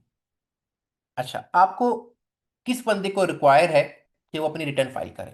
उसके लिए जो आपकी स्टैंडर्ड डिडक्शंस है ना वो तो ये दी हुई है, ठीक है। 2024 के डेडिशन में सिंगल जो था वो 14,600 तक की रिटर्न माफ है। 14,600 तक वो पैसे कमाता है। 14,599 तक उसको कोई पैसे रिटर्न फाइल करने की जरूरत नहीं है, ठीक है। 14,600 पे भी कोई नहीं, 6,601 के ऊपर उसको रिटर्न फाइल करने की जरूरत है। मेरिट फाइलिंग ज्वाइंटली में उनको 29,200 की रिटर्न का बेनिफिट होता है। हेड ऑफ हाउस होल्ड में उनको जो है वो 21,900 का होता है, और मेरिट फाइलिंग सेपरेटली में और सिंगल में ऑलमोस्ट सेम ही होता है। लेकिन who is required to file, अगर आपको रिटर्न फाइल करनी है तो कितनी इनकम होनी चाहिए कि आप उस पर रिटर्न फाइल करेंगे। तो अगर सिंगल जो है वो 14,600 या से ज़्यादा कमाएगा तो उस पर लाजिम है कि वो रिटर्न फाइल करें। हेड ऑफ हाउस होल्ड अगर 21,900 या से ज़्यादा कमाएगा तो उस पर लाजिम है कि वो रिटर्न फाइल करें।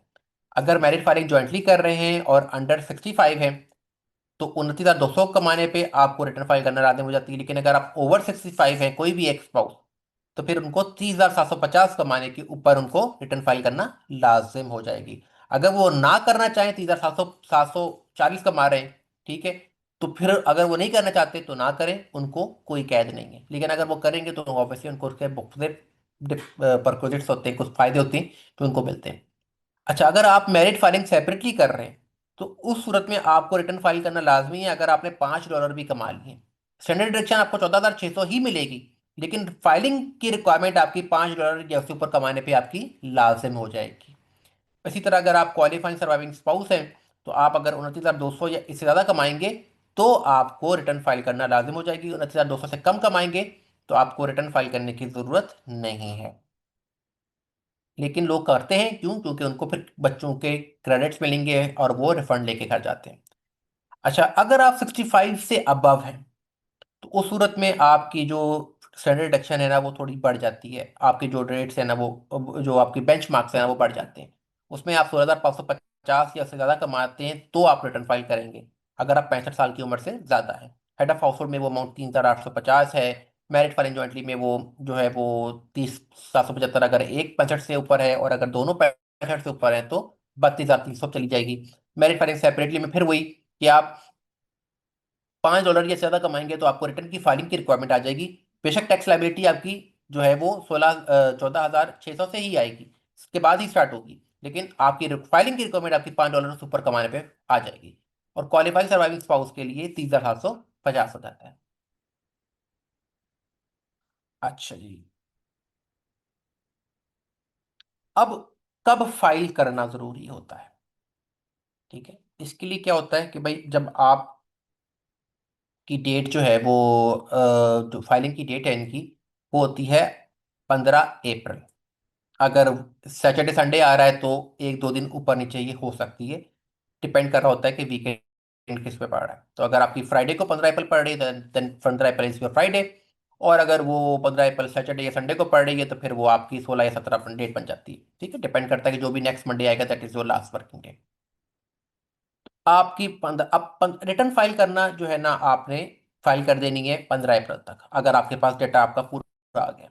लेकिन अगर खुदा ना खास्ता आपका कोई डाटा अवेलेबल नहीं है, चीज़ें मिसिंग है, या आपका या आपके पास टाइम नहीं है, या कहीं बिजी हो गए थे, बीमार हो गए थे, कोई भी वजह हो गई थी, तो आप 6 माह की एक्सटेंशन ले सकते हैं। मतलब आपके पास 6 माह अवेलेबल होते हैं कि आप रिटर्न फाइल कर लें अप टू 15 अक्टूबर तक।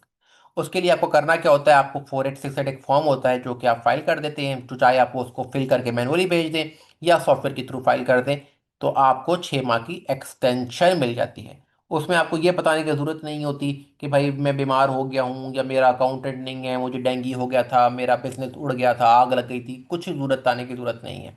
ठीक है, आपने जस्ट 4868 फाइल करना है और आपको स्ट्रेट 6 माह दे दिए जाते हैं कि आपके पास 6 माह का टाइम है, आप रिटर्न फाइल कर सकते हैं। लेकिन यहाँ पे एक कैच है। कैच क्या है कि वो आपसे ये एक्सपेक्ट करते हैं कि अगर आप एक्सटेंशन ले रहे हैं तो आपने अपना एक एस्टिमेट बनाया होता है कि यार इतनी टैक्स लायबिलिटी जो है वो मुझे देनी। अच्छा तो जी, शाहजेब मैं साहब बता कुछ रहा था पूछना आपको। चाह रहे हैं सर? जी शायद साहब। अच्छा सर, ये जो अभी हमने सारा पढ़ा है इसमें एक क्वेश्चन है मेरा। जिस तरह आपने कहा था कि स्टेट में भी इनकम टैक्स और सेल्स टैक्स रिटर्न फाइल होती है और फेडरल में सिर्फ इनकम टैक्स होती है, हम्म। ठीक हो गया। अब फॉर जी जी। एग्जांपल हमने इंडिविजुअल की रिटर्न फाइल कर दी है, हम्म। अब वो हम पहले स्टेट की करते होते हैं, पहले फेडरल की करते हैं, और क्या रिक्वायर्ड होता है कि दोनों की मैंडेटरी है या नहीं, कि अगर एक स्टेट की हो गई है तो फेडरल की जरूरत है कि नहीं? अच्छा, उसमें ये होता है कि जब हम टैक्स सॉफ्टवेयर का फायदा ये होता है कि जब हम टैक्स सॉफ्टवेयर पे रिटर्न का डाटा डालते हैं ना, तो वो ऑटोमेटिकली आपकी स्टेट और फेडरल दोनों की रिटर्न फाइल कर देता है। अच्छा, सेम आपको टाइम। अलग अलग से फाइल करना। हाँ। और दूसरा ये होता है कि स्टेट की रिटर्न डिपेंड करती है कि आप इनकम टैक्स की रिक्वायरमेंट है कि नहीं। जैसे फ्लोरिडा है वो इनकम टैक्स फ्री स्टेट है, वायोमिंग जो है वो इनकम टैक्स फ्री स्टेट है। तो वहां पे आपको टैक्स रिटर्न फाइल करने की जरूरत नहीं होती, तो वो टैक्स आपकी फेडरल की जाती है। लेकिन न्यूयॉर्क जो है वो आपको tax income tax free state नहीं है, तो उसमें आपको न्यूयॉर्क हो गया, आपका लुइसियाना हो गया, ये बाकी जितनी भी स्टेट्स हैं, तो कोई 5-6 स्टेट्स हैं या 7-8 स्टेट्स हैं जो आपकी टैक्स फ्री स्टेट्स हैं। उसके अलावा बाकी जितनी भी स्टेट्स हैं वो आपको इनकम टैक्स चार्ज करती हैं। तो इसमें एज इस तरह का कोई नहीं है कि चल अगर दोनों की नहीं चलेंगे, ये तो क्वेश्चन नहीं बनता कि कुछ रिबेट मिल जाता है, क्रेडिट मिल जाता है अगर स्टेट की सही फाइल की हुई है, कुछ इस तरह? नहीं नहीं नहीं नहीं, उसका से कोई ताल्लुक नहीं है। ठीक हो गया, ठीक हो गया, दोनों चल के अपने थैंक यू। अपने अलग चार्जेस हैं। ठीक है। अच्छा, मैं आपको बता रहा था वेन टू फाइल। बीच में नेटवर्क डिस्कनेक्ट हो गया था, तो मैं दोबारा से बता देता हूँ। आपकी जो फाइलिंग की डेट होती है दैट इज 15 अप्रैल। आपने 15 अप्रैल को अपनी टैक्स रिटर्न फाइल करनी होती है। लेकिन अगर आप खुदा न खास्ता किसी भी वजह से टैक्स रिटर्न फाइल नहीं करना कर पा रहे, तो आपने एक्सटेंशन अप्लाई करनी होती है 15 अप्रैल या इससे पहले पहले। अगर आप लेट हो जाएंगे तो फिर आप एक्सटेंशन फाइल नहीं कर सकते। और एक्सटेंशन फाइल करने के लिए आपने 4868 फॉर्म होता है, जो कि आप या तो मैनुअली जो है वो मतलब मैनुअली मतलब बाय कोरियर आप आईआरएस को भेज देते हैं, या आप सॉफ्टवेयर के थ्रू ऑनलाइन एक्सटेंशन ले लेते हैं। और फिर उसके बाद आपके पास 6 महीने अवेलेबल होते हैं, यानी कि 15 अक्टूबर तक आपके पास टाइम होता है, और आप अपनी टैक्स रिटर्न फाइल कर सकते हैं। लेकिन इसमें कैच क्या होता है कि आपको जो टैक्स लाइबिलिटी है, वो चाहे आप अपना एस्टिमेटेड अमाउंट लगा के ही क्यों ना जमा कराएं, वो आपने लाजमी जमा करा देनी होती है अगर कोई लाइबिलिटी बनती है तो। अगर नहीं बनती तो जरूरत नहीं है, लेकिन अगर आपको लगता है कि बनती है तो आप जमा करा देते हैं। उसकी वजह क्या होती है कि अगर आप टैक्स रिटर्न फॉर एग्जाम्पल से जाके 15 अक्टूबर को फाइल करते हैं और आपकी लाइबिलिटी बनती थी कुछ, तो फिर क्या होगा, उसमें आपको पेनल्टी लग जाएगी। अब ये पेनल्टी कैसे लगती है, वो लाइबिलिटी कैसे बनती है, वो इंशाल्लाह हम जब टैक्स रिटर्न फाइल करेंगे थर्ड लेक्चर में, तो मैं आपको उस टाइम दिखाऊंगा सारी।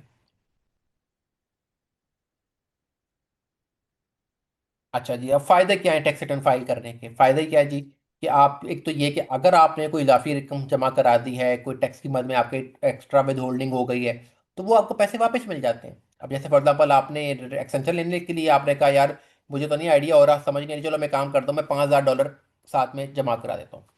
अब टैक्स जब रिटर्न बनाई बनी तो उस टाइम आपकी लाइबिलिटी शायद नहीं बनती थी, या बनती भी थी तो कम बनती थी। तो जो लाफी आपने लाफी जमा कराए होंगे, वो आपको फौरन आपके अकाउंट में 2 से 3 हफ्ते के अंदर आपके अकाउंट में ट्रांसफर बैक हो जाते हैं। या आपके क्रेडिट्स बन गए और आपका रिफंड बन गया, आप रिटर्न फाइल की और पता लगा जी आपको तो 8,000 का रिफंड बनता है, तो आपके 8,000 आपके अकाउंट में वापस आ जाएंगे। फिर उसके बाद आपको जो है इंटरेस्ट और पेनल्टीज नहीं लगती, आपकी वो बचत हो जाती है। फिर अगर आपने कोई फाइनेंशियल एड ले ली है, जैसे वहाँ पे यूएस में एसबीए का एक प्रोग्राम होता है स्मॉल बिजनेस लोन के लिए, तो वो आपको लोन्स देते हैं बहुत कम रेट के ऊपर, जिसमें आपका जैसे ये आपका जब कोविड आया था तो उस टाइम लोन्स दिए गए थे। फिर इसी तरह यूएस में आपको पता है हरिकेन्स वगैरह स्टॉर्म्स आते रहते हैं, जिस तरह भी रिसेंटली जो लास्ट आया था मेरे ख्याल से हेलिन और मिल्टन आए थे स्टॉर्म्स, तो लोगों के घर तबाह बर्बाद हो जाते हैं। तो वो लोग क्या करते हैं, वो लोन्स के लिए अप्लाई करते हैं। तो अगर लोन के लिए अप्लाई करेंगे तो आपसे वो कहते हैं कि भाई टैक्स रिटर्न है आपकी, अगर आप टैक्स रिटर्न हमें शेयर करते हैं तो हम आपको लोन दे देते हैं। तो अगर आपकी टैक्स रिटर्न होगी तो आप लोन दे देंगे। अब एक बंदा है उसकी सैलरी है फॉर एग्जाम्पल से 14,000, ठीक है, अब जाहिर बात है 14,600 या उससे ऊपर कमाता है तो उसको रिक्वायर्ड है कि वो टैक्स रिटर्न फाइल करे, लेकिन वो कमाता है 14,000 है साल के। तो अब वो कहता है कि यार मैं क्यों रिटर्न फाइल करूँ। अब खुदा ना खास्ता उसका घर शर उजड़ गया, तो अब क्या करेगा, अब वो कहता है यार मुझे लोन चाहिए, तो अब लोन लेने के लिए तो उसको टैक्स रिटर्न फाइल करना पड़ेगी। अब वो टैक्स रिटर्न फाइल करेगा तो ही वो लोन ले सकता है। इसी तरह अगर आपने बैंक में लोन अप्लाई करना है, तो उसके लिए भी आपसे कहते हैं कि ठीक है आप अपनी टैक्स रिटर्न हमें शेयर करें तो हम आपको लोन देते हैं। तो उसमें भी वो बहुत फ़ायदेमंद होती है। फिर इसी तरह सोशल सिक्योरिटी बेनिफिट्स, जिस तरह पाकिस्तान में ईओबीआई का प्रोग्राम होता है, इस तरह वहाँ पे सोशल सिक्योरिटी होता है, जो आपको 65 ईयर्स के बाद आपको मिलना शुरू हो जाता है। तो अगर आपने सोशल सिक्योरिटी बेनिफिट्स में पैसे अपने इन्वेस्ट किए हुए हैं, आपके पैसे कट कट के आपके जाते रहे, जिसमें एम्प्लॉयर और एम्प्लॉय दोनों के पैसे कट के जाते हैं, तो आपका अगर आपको चाहते हैं कि आपको सोशल सिक्योरिटी के पैसे ओल्ड एज में मिलना शुरू हो जाए रिटायरमेंट के बाद, तो उसके लिए भी आपको फिर टैक्स रिटर्न फाइल करना ज़रूरी है। अब आपका जो एम्प्लॉयर है वो आपके सोशल सिक्योरिटी के नाम पे पैसे काटे जा रहा है और आपकी जेब से भी कट रहे हैं, लेकिन आप टैक्स रिटर्न फाइल नहीं कर रहे, तो फिर आपके लिए वो मसला बनेगा, फिर आप उनको क्लेम नहीं कर सकते, वो पैसे चले गए, ज़ाया हो गए। फिर इसी तरह आपकी जो इनकम की पिक्चर है वो आ जाती है, आपको पता लग जाता है कि हाँ अच्छा यार, मैंने सैलरी से इतना कमाया, मैंने बिजनेस से इतना कमाया, मैंने फ्रीलांसिंग से इतना कमाया, मैंने कॉन्ट्रैक्टिंग से इतना कमाया, तो मैंने साल में इतना कमा लेता हूँ, इतना बचा लेता हूँ, इतना खा जाता हूँ। वो आपको एक क्लियर पिक्चर आ जाती है और पीस ऑफ माइंड है, जाहिर बात है, अगर आप अपने लॉस के मुताबिक चल रहे हैं, अपने खर्चे वगैरह अपनी जो है वो जिम्मेदारियां लॉ की पूरी कर रहे हैं, तो ऑब्वियसली पीस ऑफ माइंड होता है। एक बंदा जो छुपा रहा है चीज़ें और एक बंदा जो चीज़ों को डिक्लेयर कर रहा है, दोनों में जहनीत का फर्क तो होता है, पीस ऑफ माइंड दोनों का डिफरेंट होगा। अच्छा, लेकिन फायदा क्या होता है टैक्स रिटर्न्स फाइल करने का अगर आप जरूरी नहीं भी है तो? जैसे अगर फॉर एग्जाम्पल एक मैरिड है, कपल है, और उनको तो 29,200 कमाएंगे तो टैक्स देंगे, या उससे कम कमाएंगे तो 2,000 बेशक ना दे टैक्स, ना रिटर्न फाइल करें। लेकिन अगर वो रिटर्न फाइल कर लेंगे ना तो उनको फायदा होगा। फायदा क्या होगा? उनको क्रेडिट्स मिलेंगे। जैसे for example earn income credit होता है, वो क्या होता है कि जब आपकी कम इनकम कम हो ना, आप लोग कम कमा रहे हो, तो उस पर आपको क्रेडिट मिलता है कि अच्छा यार, ये तो बहुत कम, कम उसकी तो सैलरी बहुत कम है, या इसकी तो इनकम बहुत कम है, चलो यार हमारी तरफ से थोड़ा सा तुम क्रेडिट ले लो, तुम गुजारा करो अपना, थोड़ा सा एंजॉय करो। इसी तरह बच्चे हैं तो 2,000 फी बच्चा क्रेडिट मिलता है, जिसमें से 1,700 कैश में मिलता है और 3,000 आपको जो अगर, और टैक्स लाइबिलिटी क्या तो 2,000 की कम हो जाएगी, या आपको 1,700 कैश में मिल जाएगा पर बच्चा। तो फिर इसी तरह अगर बच्चा स्कूल में पढ़ रहा है तो आपको अमेरिकन अपॉर्चुनिटी टैक्स क्रेडिट मिलता है, जो कि होता है 2,500 का, और अगर कैश की सूरत में लेना है, वापस लेना है, अगर रिफंड बनता है तो वो 1,000 में वापस मिल जाता है। भैया आगे चल के हम one by one her credit को देखेंगे। फिर इसी तरह अगर आपने कोई IRA में डिपॉजिट लिया, जिस तरह IRA, जैसे पाकिस्तान में अगर आप स्टेट टाइप पॉलिसी समझ लें, या जिस तरह आप प्रोविडेंट फंड की एग्जाम्पल ले लें, इस तरह वहाँ पे IRA होता है। तो वहां पे जो है ना, वो आपने IRA में अपने सब पैसे 60 साल आप पैसे इन्वेस्ट करते हैं, तो आपको उस सूरत में भी आपको क्रेडिट मिलता है कि अच्छा यार, ये बंदा जो है ये जो है प्रॉपर तरीके से चल रहा है, अपने अपने उसने अपना फ्यूचर प्लान किया हुआ है अच्छे तरीके से, तो वो आपको रिफंड देते हैं। आपने घर में सोलर लगा लिया, आपको रिफंड मिल गया। आपने घर में कोई अच्छा ऐसा इंसुलेशन अच्छी करा ली कि जिससे आपके घर की हीटिंग जो है वो लॉस ना हो, आपको क्रेडिट मिल जाएगा। ठीक है, आपने जो है आपका बच्चा जो है वो छोटा है और आपको उसको ऑफिस जाते वक्त उसको किसी डिपेंडेंट केयर सेंटर में छोड़ के जाना पड़ता है और आपको उसका खर्चा पड़ता है, तो आपको उसका क्रेडिट मिल जाएगा। तो इस तरह के मुख्तलिफ क्रेडिट्स हैं जो आपको मिल जाते हैं, यानी कि कैश बैक की सूरत में आपको वापस मिल जाते हैं, कि आपकी टैक्स लायबिलिटी को रिड्यूस कर देते हैं। तो वो लोग फिर कहते हैं कि ठीक है भाई, फिर हम आप टैक्स रिटर्न क्यों ना फाइल करें। तो ये वजह होती हैं। या इसी तरह आपको आपकी सैलरी जो है वो से जी $20,000 है या $25,000 है, आप मैरिड फाइलिंग जॉइंटली कर रहे हैं, आपकी वाइफ घर पे रहती है और आप जो है जाकर अकेले कमाते हैं, $25,000 आपका सैलरी है, ठीक है। तो अब उसके ऊपर उन्होंने क्या किया, उन्होंने विदहोल्डिंग काट ली जी $2,000। अब जाहिर बात है, आपकी तो टैक्स लाइबिलिटी बनती नहीं थी, आपको तो 29,200 तक टैक्स माफ है, लेकिन क्यों? क्योंकि अब आपकी विदहोल्डिंग कट ही हुई है सैलरी के ऊपर। अब क्या करना है, वापस कैसे लेंगे? तो आपकी टैक्स रिटर्न फाइल करो, पैसे वापस ले लो। ये तरीके होते हैं आपको अपने टैक्स रिटर्न फाइल करने के फायदे हैं आपके पास, ठीक है। तो इसलिए लोग वहाँ पे टैक्स रिटर्न फाइल करना जो है वो कंसिडर करते हैं। अच्छा, अब ये तो आ गया आपका फार्मूला। उस फार्मूले से पहले आप लोगों को कोई सवाल हो, कोई अंडरस्टैंडिंग में कोई मसला हो तो मुझे बताएं, फिर मैं फार्मूले की तरफ जाता हूँ। जी, अब्दुल समद भाई। सर मेरा सवाल ये था कि ये फाइलिंग स्टेटस जो हम डिसाइड करते हैं, ये टैक्स पेयर खुद ही ये डिसाइड कर रहा है कि 12 बजे से पहले इसका क्या स्टेटस था। तो इस हम्म। फाइलिंग स्टेटस का किस हद तक डॉक्यूमेंट से किस हद तक ताल्लुक है? कि अब अगर किसी की आपकी जैसे आपने एग्जांपल दी थी, किसी की अगर मैरिज है 11:55 पे, तो अब वो रजिस्टर होगी कभी अगले दिन जाके, तो या फिर उससे हम्म। भी बाद में किसी अगले हफ्ते में हो, तो वो डॉक्यूमेंट से कि इसका क्या ताल्लुक है? और दूसरा, क्या ये इन्वेस्टिगेट होती है IRS की तरफ से कि आपने देखिए, फाइलिंग आपने स्टेटस? आप आपकी शादी हो गई फॉर एग्जाम्पल से 11:55 को, बेशक डॉक्यूमेंट वो अगले दिन जाकर हुई है, डजंट मैटर। अगर आप और आपकी स्पाउस दोनों राजी हैं मैरिड फाइलिंग जॉइंटली करने पे, देन ओके, मतलब इसके ऊपर कोई ऐसा ठीक है। इन्वेस्टिगेशन या नहीं नोटिस नहीं नहीं, कुछ प्रोसीडिंग भी नहीं। वगैरह नहीं होती? नहीं नहीं, कुछ नहीं, नहीं। लेकिन अगर आपने मैरिज फाइलिंग जॉइंटली की रिटर्न फाइल कर दी और आपकी स्पाउस ने बाद में जाके अलग से रिटर्न फाइल करना चाहेगी, तो वो नहीं कर पाएगी। ओके, इसका या मतलब उसको किसी और ने, या वो किसी और से ऑलरेडी किसी के साथ मैरिज फाइलिंग जॉइंटली फाइल करती आ रही है, और अब वो आपके साथ कर रही है और उस बंदे ने भी अब married filing jointly return file की हुई है, तो फिर वो आप उसको अपने एज अ स्पोर्ट्स नहीं ले सकेंगे, क्योंकि एसएसएन जो है वो डुप्लीकेशन आ जाएगी, आपको वो फाइल ही नहीं करने देगा आई।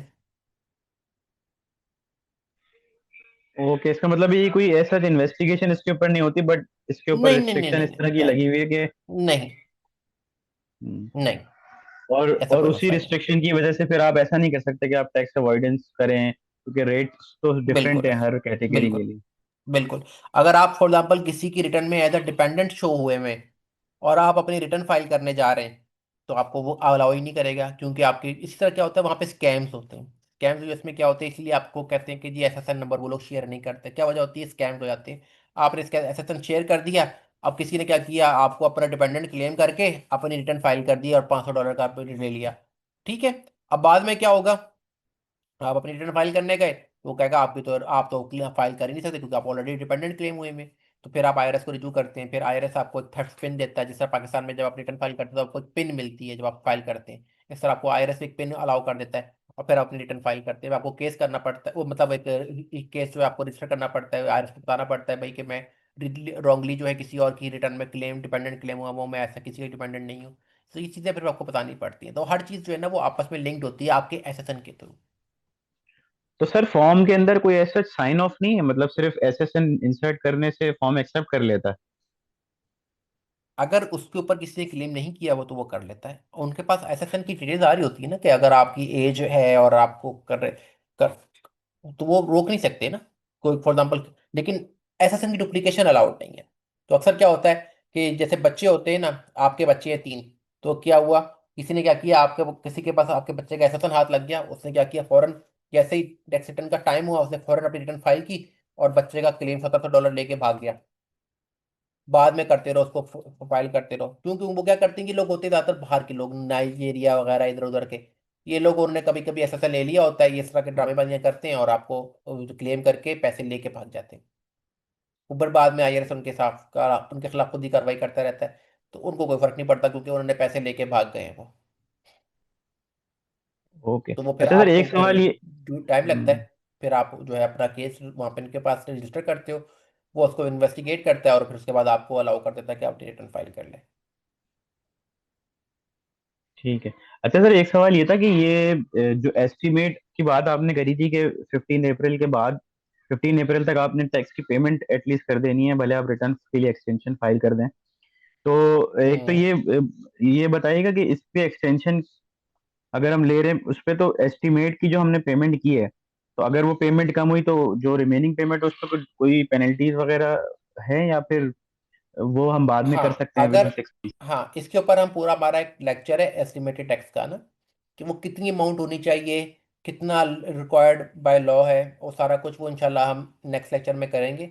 लेकिन ज़बानी इतना बता देता हूँ कि अगर आपकी 90% ऑफ टैक्स लायबिलिटी कवर्ड हुई हुई है तो आपको कोई पेनल्टी नहीं लगेगी, लेकिन अगर 90% से ज़्यादा से कम हुई हुई है tax liability cover, for example आपकी टैक्स लायबिलिटी बनती थी 5,000, आपने 4,000 तक पे कर दिया हुआ है तो फिर तो कोई मसला नहीं है। लेकिन अगर आपने 3,000 पे किया हुआ है तो आपको 2,000 अभी मजीद देना है, तो फिर आपको उस पर टैक्स पेनल्टी लगेगी। ठीक है सर। अच्छा सर आखिरी चीज ये थी कि ये आपने अभी एक IRA का जिक्र किया था कुछ, जहाँ पे शायद, इंडिविजुअल रिटायरमेंट अकाउंट। तो ये जो जितने जितने भी एम्प्लॉयज होते हैं उन सबका प्रोविडेंट फंड या ग्रेचुइटी फंड, जितने भी रिटायरमेंट बेनिफिट्स होते हैं, वो सारे फंड हम्म। स्टेट के पास कलेक्ट हो रहे होते हैं? देखिए वो बैंक्स मुख्तलिफ फाइनेंशियल इंस्टीट्यूशंस होती हैं जो कि आपको ये ऑफर कर रही होती हैं, लेकिन आप एक हद तक उसमें इन्वेस्टमेंट कर सकते हैं।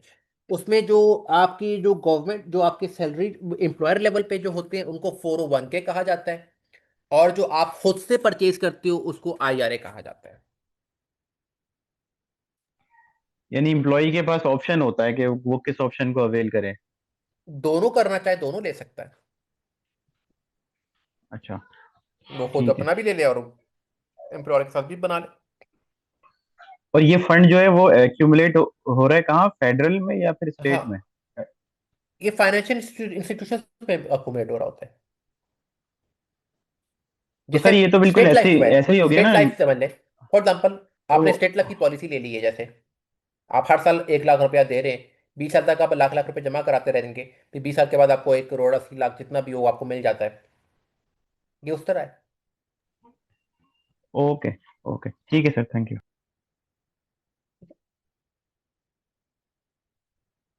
जी शदेब भाई। अच्छा सर सॉरी, मुझे वो चीजें क्लिक नहीं की जो मैं बार बार क्वेश्चन मुझे दोबारा बन कोई रहा बात नहीं। है। फॉर इंस्टेंस देखें, हमने अगर रिटर्न इकट्ठी फाइल करनी है फेडरल और स्टेट की, ठीक हम्म है, तो अब दोनों के लॉज या कुछ तो डिफरेंट होगा, या टैक्स रेट्स में डिफरेंस होगा। हम्म तो अगर हमने स्टेट हम्म की रिटर्न और फेडरल की इकट्ठे फाइल कर रहे हैं, तो हम्म स्टेट में टैक्स कुछ और बनेगा, फेडरल में कुछ और बनेगा, या दोनों का इक्वल अमाउंट ऑफ टैक्स बन रहा है? तो ये डबल आप टैक्स नहीं पे कर रहे, देख, या क्या इसमें? तो डबल, बिल्कुल आप डबल पे कर रहे हैं। अगर आप किसी टैक्स की स्टेट में रहते हैं, जैसे न्यूयॉर्क में रहते हैं, लुधियाना में रहते हैं, तो आपको उनकी स्टेट का भी टैक्स फाइल करना पड़ेगा और देना पड़ेगा, अगर आपकी जो है थ्रेशोल्ड से ऊपर इनकम चली जाती है। और आपको फेडरल हम्म, का तो देना ही देना है। ठीक हो गया। यानी कि फेडरल का मैंडेटरी है, और उसमें आपको कोई बेनिफिट अवेलेबल नहीं है कि अगर आपने स्टेट का फाइल कर दिया है तो फेडरल में आप उतना माइनस कर सकते हैं कि इतना आपने नहीं, स्टेट में कोई ऑलरेडी पे फायदा नहीं, किया कोई हुआ है। फर्क नहीं है। स्टेट का अपने ओके, मामला आते हैं, फेडरल के अपने मामला आते हैं, तो दोनों का एक दूसरे से कोई मामला निकालो। ठीक हो गया, ठीक हो गया। अच्छा, थैंक यू। जी अमन भाई। अस्सलाम वालेकुम सर। मेरा क्वेश्चन वालेकुम सलाम, माजरत। इसी जी से जी। Further, no problem sir. Further 401 के एंड सोशल सिक्योरिटी बेनिफिट का जो एक टर्म आपने अभी मेंशन किए, उससे फर्दर हम्म आगे क्वेश्चन है कि इन केस के सोशल सिक्योरिटी जो डिडक्शंस हो रही होती हैं, वो एम्प्लॉई एंड से तो हम्म डिडक्शंस हो रही होती हैं, बट अल्टीमेटली जो एम्प्लॉयर एंड से है, वहाँ से डिडक्शन, फर्स्ट केस ये है कि वहाँ से डिडक्शन इन केस नहीं हो रही है, so mean who will be responsible for non payment of social security benefit, mean social security number? एक तो ये है, ये जो टैक्स डिडक्ट हो रहा होगा, हम्म एम्प्लॉई एंड से डिडक्ट हो रहा है, हम्म बट एम्प्लॉयर एंड से डिडक्ट नहीं हो रहा है, तो मेन वो क्लेम किसको करेगा? आईआरएस को डायरेक्टली करेगा या फिर एम्प्लॉयर को नहीं, मैं करेगा? बताता हूँ। देखिए, आप ये वेबसाइट है इनकी ना, सोशल सिक्योरिटी की बकायदा पूरी वेबसाइट बनी हुई है, जिस तरह जी। यूबीआई की होती है। हम्म। वहां पे आप जाके अपना लॉगिन बना के आप देख सकते हैं कि आपके अकाउंट में कितने पैसे बन रहे हैं, और आपको जब रिटायरमेंट पे आपको कितनी आपकी बनेगी, वो सारा कुछ वहाँ पे इंफॉर्मेशन आ रही होती है। ओके। और जब आपको रिइंबर्समेंट मिलना शुरू होती है 55 एज के बाद, तो उसका आपको एक फॉर्म मिलता है हर साल। SSA 1099 कहते हैं उसको। हम्म। अच्छा, अब आपका सवाल था कि जी आपने सोशल सिक्योरिटी में पैसे जा रहे हैं तो उसका क्या पता लगेगा, तो अगर एम्प्लॉयर ने जमा कराए कि नहीं कराए। जब जी। आपको एम्प्लॉयर आपको सैलरी देता है ना, तो उसके लिए रिक्वायर होता है कि वो आपकी सैलरी से 6.2% सैलरी का और 1.5% भी सैलरी का, यानी कि टोटल 7.65% आपकी सैलरी से डिडक्ट करता है। सिक्स पॉइंट टू हम्म। परसेंट सोशल सिक्योरिटी और 1.45% मेडिकेयर के नाम पे। और उतनी ही अमाउंट वो अपनी जेब से आपकी आपके एसएसएन के ऊपर भी जमा कराता है।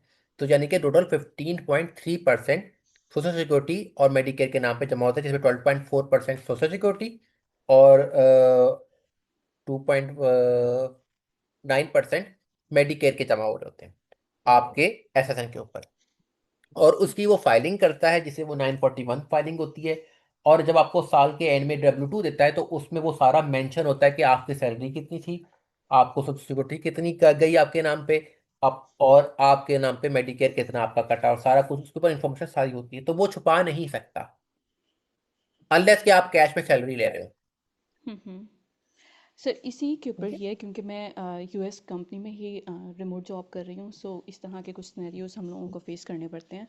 सो प्रॉब्लम हम्म जो प्रीवियसली आई फेस्ड वो ये थी कि डिडक्शंस तो हो रही थी, ऑब्वियसली वो उनके W2 फॉर्म में भी आ रहा था, मेंशन हो रहा था। तो हम्म जब उन्होंने क्लेम किया, लाइक अल्टीमेटली जो उनका अकाउंट था वो अपडेट नहीं हो रहा था, जब उन्होंने कंपनी को ही, हम्म कंपनी के एचआर को ही रीच आउट किया, तो एचआर के पास उसकी एक्सेस नहीं थी। वो कह रहे थे कि डायरेक्टली वही बंदा ही आईआरएस में कांटेक्ट करें, जो कि जिससे बिल्कुल मेरी वही डिडक्शन करेगा। है या जो भी वो बिल्कुल है। तो बिल्कुल फिर ऐसे ही है। उसकी डिडक्शन जो है वो कंपनी एंड से हो रही है। सो मीन एक एम्प्लॉय को इतना आइडिया नहीं है, तो वो कंपनी के थ्रू ही कराना चाह रहा है, तो किस तरह से मीन इस प्रोसेस को वो खुद से ही ओवरलुक कर सकता है? और फिर कंपनी के एंड से भी मुझे बताइएगा, क्योंकि वहाँ पे मैं एज ए अकाउंट्स देखिए हूँ। उसका मैंने सो हम्म। उसका आपको ये करना होगा कि वो जो एम्प्लॉई है ना, जिसकी सोशल सिक्योरिटी बनती है, वो अपना सोशल सिक्योरिटी की वेबसाइट पे जाएगा और वहाँ पे रजिस्टर करेगा, अपना एसएसएन वगैरह डालेगा, वो सारा उनका रिकॉर्ड खुल के आ जाएगा। और अगर आपको ये लग रहा है कि जी आपने सोशल सिक्योरिटी काट के जमा कराई भी है लेकिन अभी तक वो उसके अकाउंट पे रिफ्लेक्ट नहीं हुई है, तो फिर उसके लिए वो केस ओपन कराएगा, वहाँ पे कंप्लेन करेगा, अपने W2 शेयर करेगा। ठीक है, ओके कि भाई ये मेरा W2 मुझे हर साल आता रहा है और इस हिसाब से मेरी इतनी अमाउंट बनती है जो सोशल सिक्योरिटी में डिपॉजिट होनी चाहिए थी, और इतनी अमाउंट जारी बात है एम्प्लॉयर की एंड से भी जानी चाहिए थी, क्योंकि एम्प्लॉयर तो जमा करा रहा है। एम्प्लॉयर तो 12.4% सोशल सिक्योरिटी के नाम पे 941 की फाइलिंग में मेंशन कर रहा है। जब हम पेरोल करेंगे तो हम वो देखेंगे इंशाल्लाह।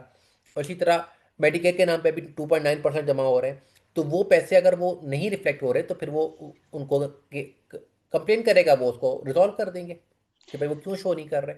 ओके। और एक 401 के पे है, 401 के में अगेन एम्प्लॉय एंड से तुम्हारी डिडक्शन हो रही है, लेकिन जो हम सॉफ्टवेयर यूज़ कर रहे हैं पेरोल उसके लिए हम्म। डिस्बर्समेंट के लिए वो गस्टो यूज़ कर रहे हैं, तो वो डायरेक्टली ये हम्म। सर्विसेज 401 के की नहीं प्रोवाइड कर रहे हैं, बट एम्प्लॉय एंड से उसकी डिडक्शन हो जाती है। सो वो कंपनी के हम्म। अकाउंट में तो एक्यूमुलेट हो रहा है, बट डिडक्शन तो ऑब्वियसली कंपनी के अकाउंट से नहीं हो रही, तो उसको मुझे किस तरह से देखना चाहिए? लाइक मैं किस इस कौन से फाइनेंशियल इंस्टीट्यूशन के थ्रू करूं, या फिर डायरेक्टली आईआरएस में 401 का डाटा किस तरह से अपडेट करूं? देखिए ये बेसिकली क्वेश्चन है पेरोल के, तो ओके ये आप ना मुझे अलग से कांटेक्ट कर लीजिएगा, मैं आपको अलग से गाइड कर दूंगा। अभी क्लास में करेंगे ना तो फिर बाकी लोग बोर हो जाएंगे। Okay sir. ठीक है, अभी टॉपिक नहीं है, तो आप मुझे ओके कांटेक्ट अलग से कर ले, मैं आपको गाइड कर दूंगा, कोई श्योर समस्या नहीं। Sir. Okay sir, thank you so much. Welcome. Zeeshan जाहिर साहब। अस्सलाम वालेकुम। अच्छा भाई, वालेकुम सलाम। दो क्वेश्चन थे। एक तो मैं भूल गया हूँ क्योंकि ये जो पिछली 5 मिनट की डिस्कशन हुई है, इट वाज हाई लेवल। मुझे समझ ही नहीं आप आया भी क्या। मेरे साथ ही हैं। आप भी मेरे साथ ही हैं। मुझे भी अगला टोटली क्वेश्चन नहीं लॉस। याद रहता, आप 2 क्वेश्चन करेंगे तो मैं पहला भूल चुका हूँ। अच्छा, एक चीज मेरी बस जो मेरे जहन में है वो ये है कि अगर इनकम टैक्स जो है आपने मेंशन किया कि कुछ स्टेट्स जैसे कि वायमिंग है उसके अंदर नहीं है, और तो हम्म। फिर मतलब सारे लोग अपनी कंपनीज वार्मिंग वगैरह में क्यों नहीं खोलते हैं? मे बी मतलब सॉरी अगर इफ ये मेरा क्वेश्चन जरा स्टूपिड है, लेकिन अगर हम्म। बाकी उसके अंदर हाई है, इनकम टैक्स हम नहीं पे करना चाहते, तो व्हाई नॉट कि सारे लोग वार्मिंग वगैरह में ही खोलें जहाँ पे उन्हें इनकम टैक्स देना ही नहीं है बिल्कुल। इज इट सो, और अच्छा, मेरी अब अंडरस्टैंडिंग उसका में कुछ। देखें, अब आप उसका उसका आप देखें। अब फॉर एग्जाम्पल, मैं आप रहते हैं पाकिस्तान में, लाहौर में रहते हैं। ठीक है, राइट, राइट, लाहौर की एक स्टेट है, हम समझ लेते हैं लाहौर एक स्टेट है। ठीक है, और पता लगता है आपको जी के सवात में जो है ना वो इनकम टैक्स नहीं देना पड़ता।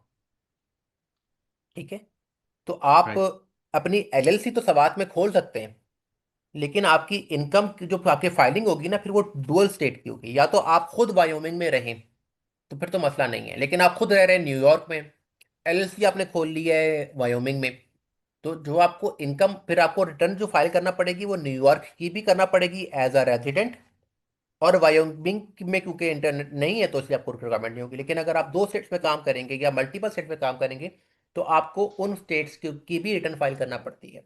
तो या तो आप रहें उन स्टेट में जो टैक्स फ्री स्टेट्स हैं, जैसे वायोमिंग हो गया, फ्लोरिडा हो गया, तो फिर तो मसला नहीं है। लेकिन अगर आप खुद रह रहे हैं लुजियाना में या न्यूयॉर्क में या वाशिंगटन में, और आपने जो है वो कम इनकम आपने जो एलएलसी खोली हुई है वो किसी टैक्स फ्री जोन में खोली हुई है, तो आपको दोनों जो है ना, आपको अपनी रिटर्न तो फाइल करनी है। और आपको जब अपनी as a resident state file करेंगे, तो जब आपको उसमें आपको जो इनकम शो करनी, आपकी इनकम आएगी वो तो वही आएगी, तो आपको वहां भी टैक्स देना पड़ेगा। Right, right, right. Thank you very much. तो यहाँ पे जो कॉन्सेप्ट आता है ना वो रेजिडेंट स्टेट का और एलियन स्टेट का आ जाता है, या नॉन रेजिडेंट स्टेट आप कह सकते हैं। अच्छा जी, राइट। अब चलते हैं, किसी और का सवाल है, कोई कुछ कहना चाहते हैं? मुझे किसी की आवाज आई थी।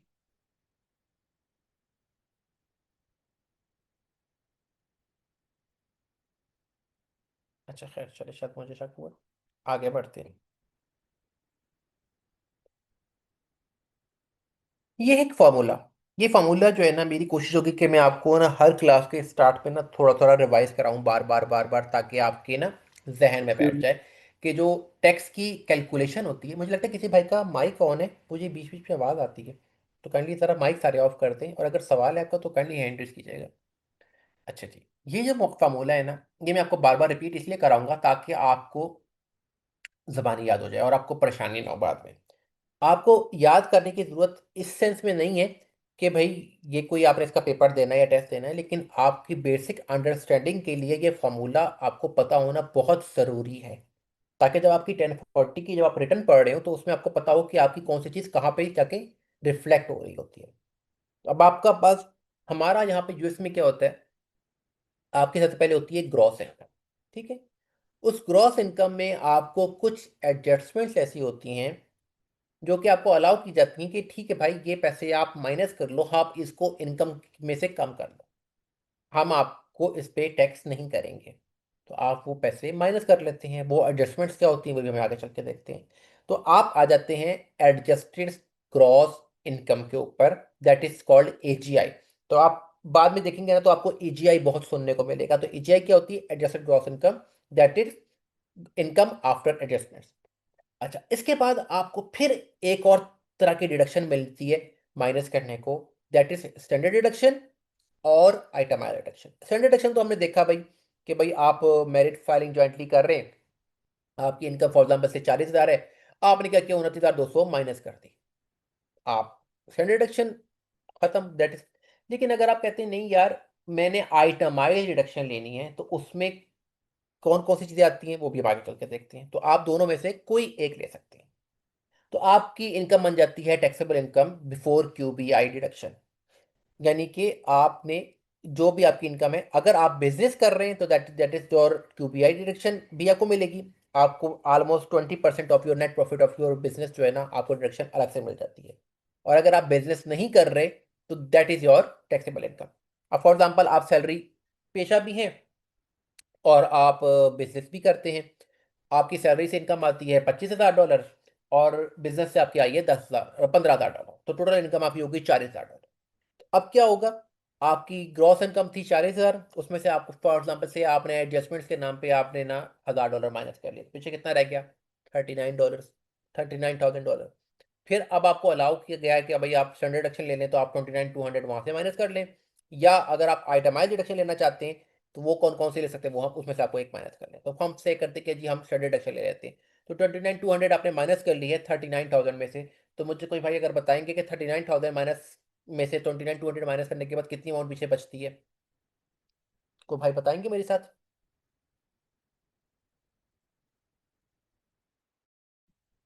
सर दोबारा रिपीट कर दें, कितनी अमाउंट? 39,200? 40,000 थी आपकी टोटल ग्रॉस इनकम, जिसमें 15,000 आपकी बिजनेस इनकम थी और 25,000 आपकी सैलरी थी। उसमें से 1,000 आपको एडजस्टमेंट मिल गई, पीछे रह गया 39,000। 39,000। ठीक है, 39,000 में माइनस से आपने 29,200 और माइनस करने हैं, that is your standard deduction 9800। 9800। अब आपने जो आपकी क्यूबीआई है, आप ज्यूम करते हैं 20% से कि आपकी जो बिजनेस इनकम है ना उसको आपको क्यूबीआई मिल जाएगा।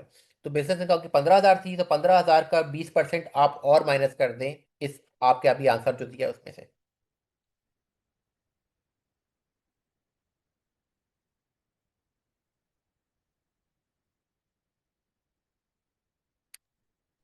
ये छह तो हजार आठ सौ नेगेटिव। ठीक है। अब अब 3,000 ये और छह हजार माइनस आठ कर। सौ ना, दैट इज, हाँ, हम एक काम करते हैं, हम एक एक्सेल खोल लेते हैं, सर ये आपको भी आइटमाइज समझ आ डिडक्शंस जाएगा। क्या होती है? मैं बताता हूँ, अभी अभी आके बताता हूँ, अभी सारा बताता हूँ।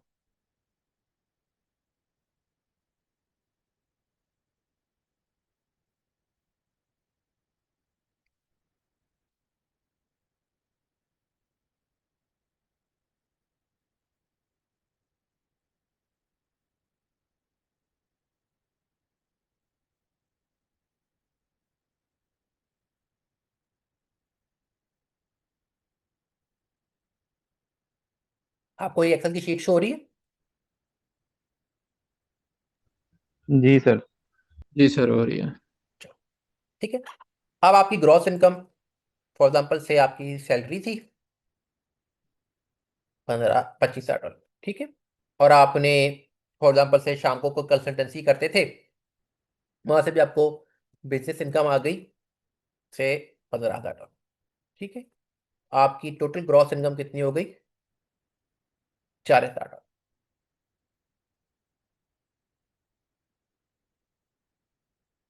अच्छा, अब इसमें आपने कहा जी कि मैं एडजस्टमेंट मिल रही है। अभी एडजस्टमेंट क्या है मैं वो नहीं बता रहा, ठीक है। आप एज्यूम कर लें आपको एडजस्टमेंट मिल गई 1,000 डॉलर की। तो अब आपके पास एजीआई कितनी आ गई? 39। यहां तक किसी को कोई कंफ्यूजन?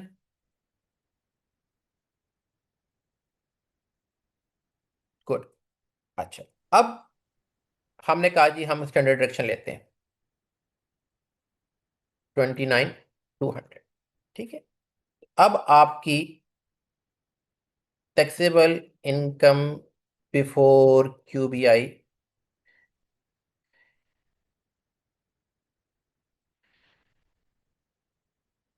वो कितनी रह गई? 9,800। ठीक है, अगर तो आपकी बिजनेस इनकम नहीं होती तो that is your taxable income. लेकिन अगर आपकी बिजनेस इनकम भी है तो यहाँ पे आपको क्यूबीआई की डिडक्शन भी मिल जाएगी, अप्रोक्सीमेटली 20% होती है। ठीक है, ये हम पूरी वर्किंग हमेशा पूरा एक लेक्चर है जिसके हम देखेंगे वो कैसे कैलकुलेट होती है, उसका क्या फॉर्म होता है, क्या क्या चीजें होती है। तो हमने क्या किया, इसका हमने ले लिया 0.2। ओहो,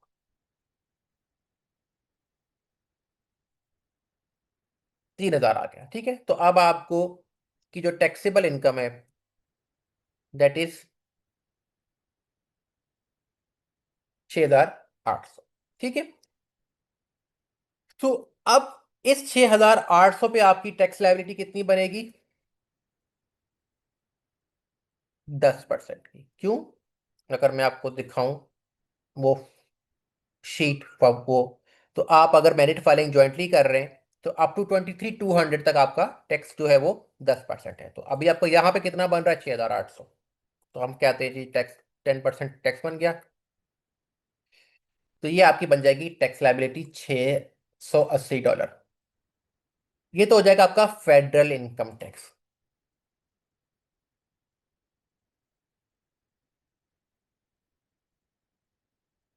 ठीक है, यहां तक किसी को कोई कंफ्यूजन तो वो हैंड रेज कर सकता है। जी राणा साहब। सर ये एडजस्टमेंट में क्या क्या आएगा? मैं बताता हूँ, वो भी बताता हूँ आपको। ओके इसको भी ओके। आप छोड़ दें, मैं बताता हूँ जी आपको। जी। ठीक है, ये भी हमने ये भी करना है और हमने ये आइटमाइज रिडक्शन भी करनी है। ये भी मैं बताता हूँ आपको। अभी मैं पहले आपको एक छोटा सादा सा फॉर्मूला जो है ना, इसको मैं थोड़ा सा अंडरस्टैंड करना चाह रहा हूँ, कराना चाह रहा हूँ कि आपको एक आइडिया हो जाए ये फॉर्मूला क्या क्या है। ठीक है जी, अब्दुल समद भाई। सर मैं ये कह रहा था, ये आपने 6,800 पे 10% अभी लगाया है टैक्स, तो इसमें हम वो शुरू में जो हमने स्टैंडर्ड डिडक्शन वाली चीज देखी थी वो भी अप्लाई होगी ना ये वैसे? नहीं, ये देखें ये क्या है, ये देखें। अच्छा, तो ये ये यहाँ मैं पे कर कवर हो देता गई। हूँ। ये कवर हो गई आपकी ना, ये मैंने ऑरेंज कर दिया इसको। ओहो, इसको मैं ऑरेंज कर देता हूँ। ये लीजिए आपकी स्टैंडर्ड डिडक्शन हो गई। ठीक है, कवर ठीक हो है गई। सर, ठीक है। ओके। अब आप ये देखेंगे ग्रॉस इनकम आपकी, ये आपकी ग्रॉस इनकम फॉर्मूले में देख लें। आपकी एडजस्टमेंट मैंने वैसे ले लिया। ठीक है, आपकी एडजस्टमेंट आ गया। फिर उसके बाद आपकी एजीआई, ये लाल रंग में आपके राइट पे एजीआई लिखा हुआ है। फिर आपकी स्टैंडर्ड डिडक्शन, ये आपका आ गया स्टैंडर्ड डिडक्शन। फिर आपकी टैक्सेबल इनकम बिफोर क्यूबीआई, ठीक है, उसमें क्यूबीआई भी आ गया। फिर उसके बाद आपकी टैक्सेबल इनकम, जो ये डबल लाइन नीचे लिखा हुआ है, ये आप आपको यहाँ पे आ गया। अब यहाँ पे आपका लग रहा है फेडरल इनकम टैक्स, वो कितना बना जी? $680। उसके बाद अगर आपका कोई बच्चे हैं, ठीक है, फॉर एग्जाम्पल से एक बच्चा है तो आपको $2,000 का आपको ये फायदा हो गया। ठीक है, आपने कोई विद होल्डिंग टैक्स भी दिया हुआ था सैलरी पे, ठीक है, फॉर एग्जाम्पल से सैलरी पे टैक्स कटा हुआ था 4,000। ठीक है, तो वो भी माइनस हो जाएगा।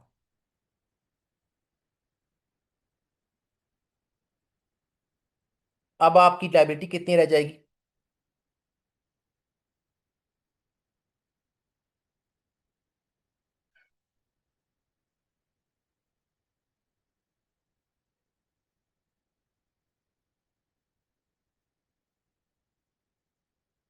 ये तो रिफंड बन गया। देख रहे हैं आप लोग?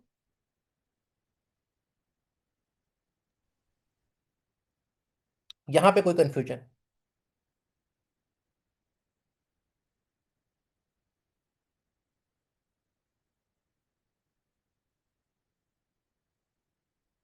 किसी को कोई कंफ्यूजन हो यहाँ पे? सर ये 5,300 पीस हमें वापस मिल जाएंगे, हाँ। ऐसे है ना? अब इसमें, हाँ बिल्कुल ऐसे ही है। ठीक है, अब इसमें एक और चीज मैंने छोड़ दी थी, वो मैंने जान के छोड़ी थी, वो क्या है? सेल्फ एम्प्लॉयमेंट टैक्स, जो ये अदर टैक्सेस में लेफ्ट पे लिखा हुआ है, ये क्या है? That is your 15.3% tax on business. अगर आपने कोई बिजनेस किया था, ठीक है, उसका 15.3%, वो कितना होगा? सेल्फ एम्प्लॉयमेंट टैक्स आपका कितना बन जाएगा यहाँ पे? हमने बिजनेस कितने का किया था? 15,000 का किया था। उसका 15.3% हम ले लेते हैं,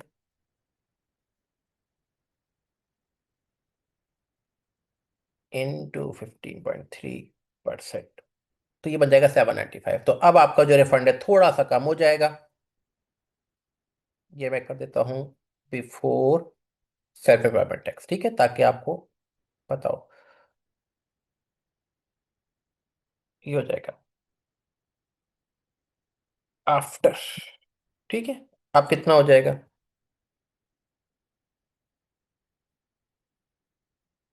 अब आपको 4,500 का रिफंड आ जाएगा। ठीक है, ये इस तरह आपका ये काम कर रहा होता है। आपको कैलकुलेशन खुद करने की जरूरत नहीं है, आपको मैं करके सिर्फ इसलिए दिखा रहा हूं ताकि आपकी अंडरस्टैंडिंग डेवलप हो रही हो कि पीछे पीछे इंजीनियरिंग क्या चल रही है। जी शायद भाई। 15.3 वाला जरा एक बार दोबारा बता दें। आप अगर कोई बिजनेस करते हैं ना यूएस में, आपकी जी कोई जी। एलएलसी है, आप कोई शाम को एज अ सोल प्रोप्राइटर काम करते हैं, या आपने कोई दुकान खोली भी है, कोई सर्विसेज देते हैं, कुछ भी करते हैं, कंसल्टेंसी करते हैं, कोई कमीशन एजेंट है, कुछ भी है, आपको जो इनकम आती है ना बिजनेस से, उसके हम्म। ऊपर आपसे वो लेते हैं 15.3% सेल्फ एम्प्लॉयमेंट टैक्स। ओके। ठीक। ठीक है, उसमें क्या होता है? 15.3% होता है। ये होता कैसे है ठीक। जी? इसमें आपका जो सोशल सिक्योरिटी है वो होता है हम्म 12.4%, और मेडिकेयर होता है 2.9%। तो ये अगर आप टोटल करेंगे तो ये बन जाएगा 15.3%। ठीक है।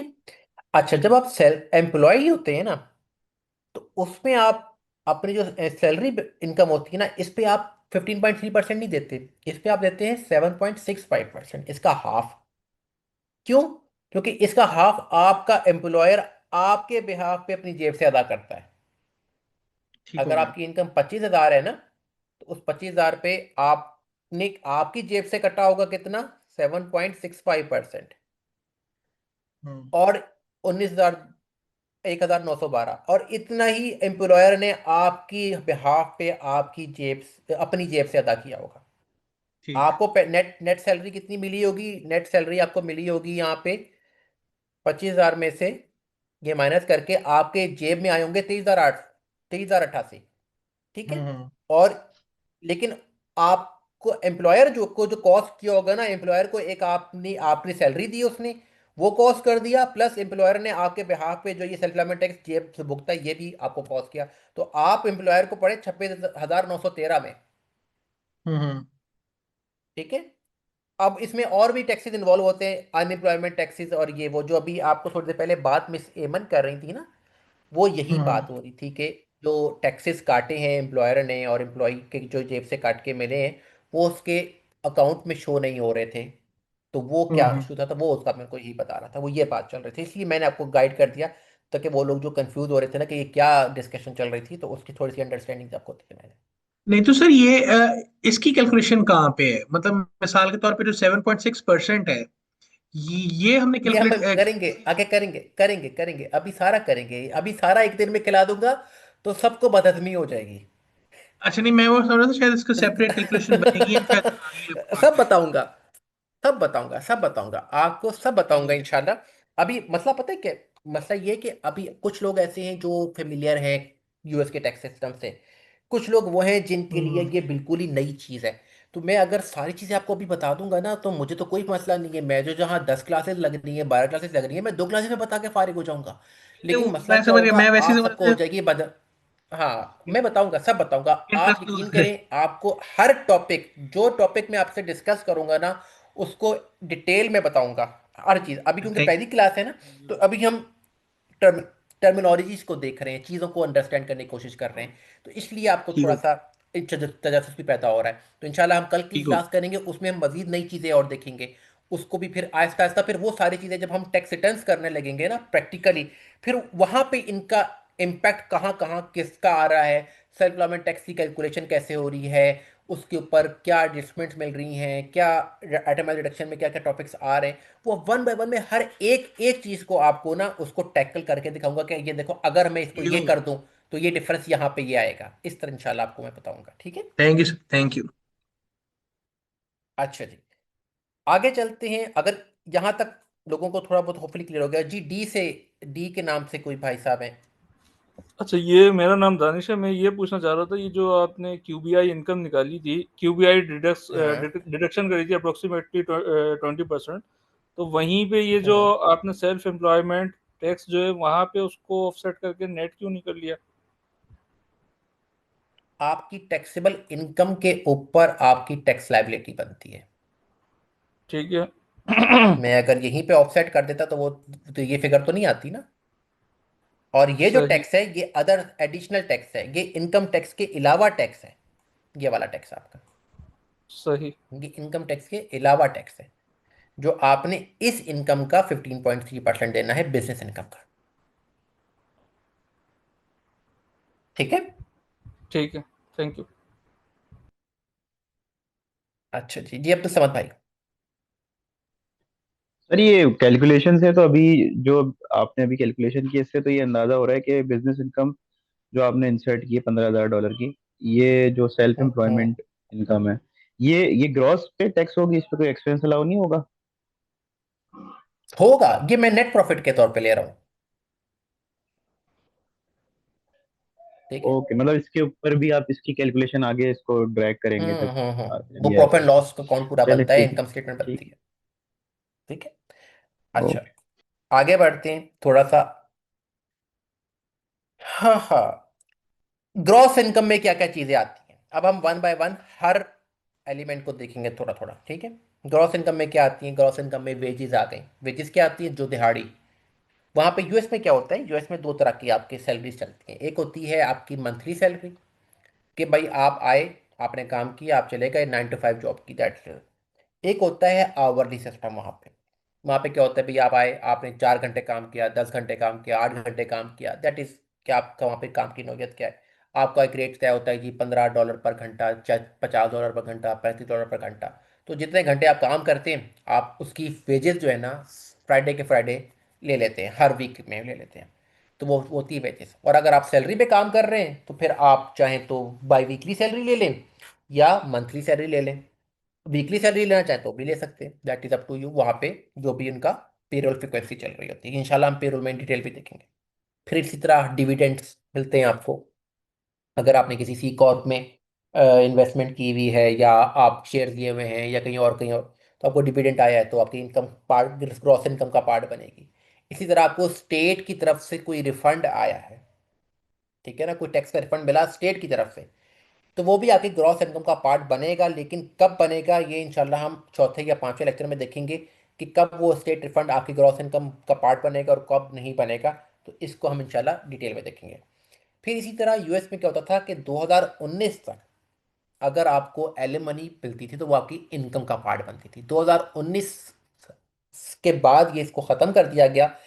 तो अगर किसी ऐसा कोई शख्स जिसकी डिवोर्स 2019 से पहले हुई हुई है या 2019 में हुई है, तो वो स्टिल एनुबली को मांग के उसकी रिटर्न में आएंगे। लेकिन अगर उसकी डिवोर्स जो है वो 2019 के बाद हुई है और वो एनुमनी रिसीव कर रहा है या दे रहा है, तो वो फिर नहीं आते। तो तो ग्रॉस इनकम आपकी जो है वो एलिमोनी एलिमोनी जो अगर आपकी है वो ग्रॉस इनकम का पार्ट होती है। इसी तरह आप बिजनेस कर रहे हैं, कोई आपने कोई दुकान खोली हुई है, कोई गैस स्टेशन खोला हुआ है, कोई सर्विसेज दे रहे हैं, कोई अकाउंटेंट है, कुछ भी आप काम करते हैं और आप बिजनेस करते हैं, तो आपकी बिजनेस इनकम भी आपकी ग्रॉस इनकम का पार्ट है। अगर आपने कोई गाड़ी बेची है, आपने कोई घर बेचा है, कोई शेयर्स बेचे हैं, कोई आपने ये क्रिप्टो करेंसी बेची है, तो इसका कैपिटल गेन लॉस भी आपका ग्रॉस इनकम का पार्ट है। फिर इसी तरह IRA, individual retirement account income, ये क्या है जी? कि भाई जिस तरह पाकिस्तान में स्टेट लाइफ है ना, आपने क्या किया, आपने पॉलिसी ले ली, आपने हर साल 25,000 50,000 लाख जो भी पॉलिसी ली है वो ले ली, और 20 साल के बाद आपको एक लंप सम अमाउंट मिल गई, तो वो जो इनकम है ना, वो टैक्सेबल हो जाती है। तो IRA इनकम जो आपको मिली है, इतने साल आपने जो कॉन्ट्रीब्यूशंस करते रहे, उसके बाद आपको जो इनकम आती है, वो इनकम आपकी ग्रॉस इनकम कर हो जाती है। उसमें आपकी जो कंट्रीब्यूशन है वो माइनस होंगी या नहीं होंगी, ये भी आगे चल कर देखते हैं। फिर इसी तरह पेंशन आपको आ रही है, रिटायर्ड हैं, या आपने कहीं ऐसी जगह पे फंड्स लगाए हुए थे जहाँ पे अब आपको अब एन्युटी मिलना शुरू हो गई है, तो वो भी आपकी ग्रॉस इनकम का पार्ट है।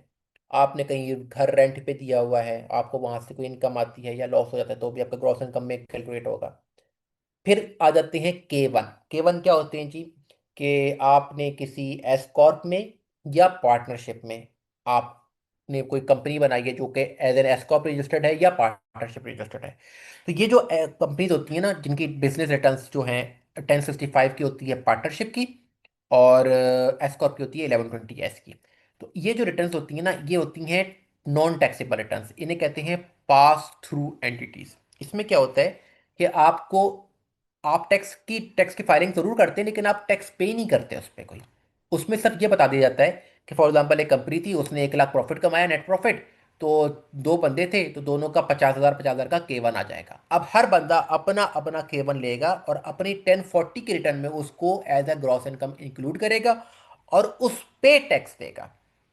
अगर किसी ने दो पार्टनर्स थे, उन्होंने एक पार्टनरशिप फर्म कंपनी खोल ली, 1065 की रिटर्न फाइल की, 1 लाख प्रॉफिट था, 50,000 का K1 दोनों के नाम पे इशू हो जाएगा, और दोनों क्या करेंगे, अपना अपना K1 अपनी 1040 की जाती रिटर्न के अंदर, पर्सनल रिटर्न के अंदर उसको लेके आएंगे, और उसके ऊपर उनकी ग्रॉस इनकम जो है ना वो कैलकुलेट होगी, और उसी के ऊपर उसकी टैक्सेबिलिटी कैलकुलेट होगी। 1065 की रिटर्न में कोई टैक्स आप पे नहीं करते। फिर इसी तरह अनएम्प्लॉयमेंट कंपनसेशन कोई आपको मिली है, वो भी आपकी ग्रॉस इनकम का पार्ट है। आपको कुछ सोशल सिक्योरिटी बेनिफिट्स मिले हैं, जैसे EOBI के आपको मिलते हैं, जब आप रिटायर हो जाते हैं तो आपको पैसे मिलना शुरू हो जाते हैं। इसी तरह वहाँ पे 65 के बाद आपको सोशल सिक्योरिटी बेनिफिट्स मिलना शुरू हो जाते हैं, तो वो भी आपकी ग्रॉस इनकम का पार्ट है। या अदर इनकम, ऐसी कोई इनकम जो यहाँ पे नहीं डिस्कस हुई, तो वो भी आपकी ग्रॉस इनकम कहलाती है। तो यहाँ तक किसी भाई को कुछ सवाल की ग्रॉस इनकम किसी को समझ ना आई हो कि ग्रॉस इनकम क्या होती है, तो सवाल कर सकता है।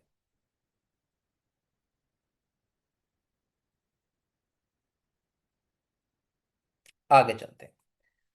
अब हमने क्या कहा था कि ग्रॉस इनकम में से माइनस क्या होती हैं, एडजस्टमेंट्स। तो ये एडजस्टमेंट्स क्या क्या चीज़ होती हैं, ये देखते हैं आगे। एडजस्टमेंट्स क्या होती हैं कि भाई आप अगर टीचर हैं और आपको जो है ना एजुकेशन के एक्सपेंस कुछ आपने किए हैं, क्या किया, आपने बच्चों के लिए कोई फोटो कॉपियाँ कराई थी या अपने बच्चों के लिए कोई स्टेशनरी खरीदी थी, तो आपको अलाउ होता है कि भाई आप अपने एजुकेशन एक्सपेंसेस जो हैं अपनी इनकम में से माइनस कर सकते हैं। ठीक है। फिर इसी तरह जो आपने अगर कोई IRA का कोई पॉलिसी ली हुई है, तो आप अगर हर साल उसमें कंट्रीब्यूशन कर रहे हैं, जैसे फॉर एग्जांपल पाकिस्तान में आप स्टेट लाइफ की पॉलिसी ले ली, आप हर साल 1 लाख रुपया इन्वेस्ट करते हैं या 50,000 जमा जमा कराते हैं पॉलिसी का, इस तरह जो आप IRA में जो भी पैसे आप कंट्रीब्यूट करते हैं हर साल, वो आप माइनस कर सकते हैं। ठीक है। तो इसलिए मैंने कहा था ना कि ये आपको आगे चल के बताऊंगा क्या है, जब आपको पैसे एक IRA की इनकम मिलेगी, वो इकट्ठी वो सारी की सारी आपकी टैक्सेबल हो जाएगी। और आपको जो आप अभी, अगर आपको अभी नहीं मिली है और अभी आप फिलहाल जमा करा रहे हैं, तो उस टाइम जो है आप जो भी कंट्रीब्यूशन ले रहे हैं वो आप माइनस कर सकते हैं। तो आप यहाँ पे कह सकते हैं कि भाई जो हमने ये एक्सेल की एग्जांपल की थी, उसमें एडजस्टमेंट क्या थी कि फॉर एग्जांपल आपकी IRA की आपकी जो थी ना कंट्रीब्यूशन थी, जो आप हर साल $1,000 IRA में जमा कराते हैं, तो अब आप उसकी आप ले सकते हैं। ठीक है। फिर इसी तरह अगर आप स्टूडेंट हैं और आपने स्टूडेंट लोन लिया था और उस पर आप इंटरेस्ट देते हैं, तो आपको भी अलाउ करता है कि ठीक है भाई, ये इंटरेस्ट जो आप देते हो ना, ये आप अपनी इनकम में से माइनस कर सकते हो। फिर इसी तरह वहां पे क्या होता है, वहां पे हेल्थ सेविंग अकाउंट्स होते हैं। जिस तरह पाकिस्तान में हेल्थ इंश्योरेंस होती है ना, इंश्योरेंस क्या हुई जी, आपने 10,000 की इंश्योरेंस करा ली, अब आप बीमार हो या बीमार ना हो, आपके पैसे गए। यूएस में इसका एक अल्टरनेटिव भी होता है, वो होता है हेल्थ सेविंग अकाउंट, HSA जिसे कहते हैं। वो क्या होता है कि आप एक मखसूस अमाउंट अपने हेल्थ सेविंग अकाउंट में जमा कराते रहते हो, और कल को अगर आप खुदा ना खासा बीमार हो जाते हो तो आपको लमसम अमाउंट दे दी जाती है आपके मेडिकल एक्सपेंसेस के लिए। ठीक है, तो वो एक तरह से आपको, और अगर जिस तरह आपकी पॉलिसी है ना स्टेट लाइफ की, कि आपने कोई बीमा कराया हुआ है और खुदा ना खास्ता जिसका बीमा हुआ है वो बेचारा मर गया, तो या एक्सीडेंट हो गया या कुछ हो गया, तो उसको पूरी की पूरी अमाउंट जो है वो दे दी जाती है। इस तरह वहाँ पे ये HSA वाला काम करता है, मिलता जुलता है इसी तरह का। फिर इसी तरह अगर आप आर्मी में हैं और आपको कभी कहीं मूव करना पड़ता है, कभी आउट ऑफ कंट्री कभी विद इन स्टेट्स, तो आपको मूविंग एक्सपेंसेस भी अलाउ होते हैं कि आप वो माइनस कर सकते हो। फिर यहाँ पे एक आपको और एडजस्टमेंट मिलती है जो कि बिजनेसमैन को होती है, वो होती है 1/2 ऑफ सेल्फ एम्प्लॉयमेंट टैक्स। तो अभी हमने देखा था जैसे एक्सेल की शीट में कि हमने ये 15.3% जो एक टैक्स जमा कराया था ना, जिसका 795, तो इसका हाफ जो है ना आपको यहाँ पे एज एन एडजस्टमेंट आप क्लेम कर सकते हैं। ठीक है, उसकी प्रॉपर कैलकुलेशन होती है, उसमें कुछ और भी वेरिएबल्स आते हैं, तो भी मैंने फिलहाल मैंने इस चीज़ को इंक्लूड नहीं किया। तो आप 1/2 ऑफ सेल्फ एम्प्लॉयमेंट टैक्स भी आप क्लेम कर सकते हो। फिर इसी तरह आपको सेल्फ एम्प्लॉयड हेल्थ इंश्योरेंस आपने कोई ली हुई है, आपने कहा यार मैं हेल्थ इंश्योरेंस खुद ही ले लेता हूँ, तो वो भी आप माइनस कर सकते हो। ठीक है, आपने कोई सेल्फ एम्प्लॉयड कोई रिटायरमेंट अकाउंट खोला हुआ है तो आप उसमें माइनस कर सकते हो। इंटरेस्ट विड्रॉल पेनल्टी, अगर आपने फॉर एग्जांपल कोई सेविंग अकाउंट खोला था और उस पर आपने जो है ना पैसे पहले निकलवा लिए, तो उसके ऊपर आपको इंटरेस्ट पड़ गया और उसके साथ उसकी पेनल्टी भी पड़ गई, तो आप वो भी माइनस कर सकते हो। या अगर आपकी जो क्लाइंट है उसकी तलाक जो है वो 2019 या उससे पहले हुई थी और वो एलिमनी पे करता है, तो वो भी यहाँ पे माइनस कर सकता है। तो ये वो एडजस्टमेंट्स हैं जो आप इस ग्रॉस इनकम में से माइनस करके आप AGI पे आते हो। तो यहाँ पे किसी का कोई सवाल हो तो कर सकता है।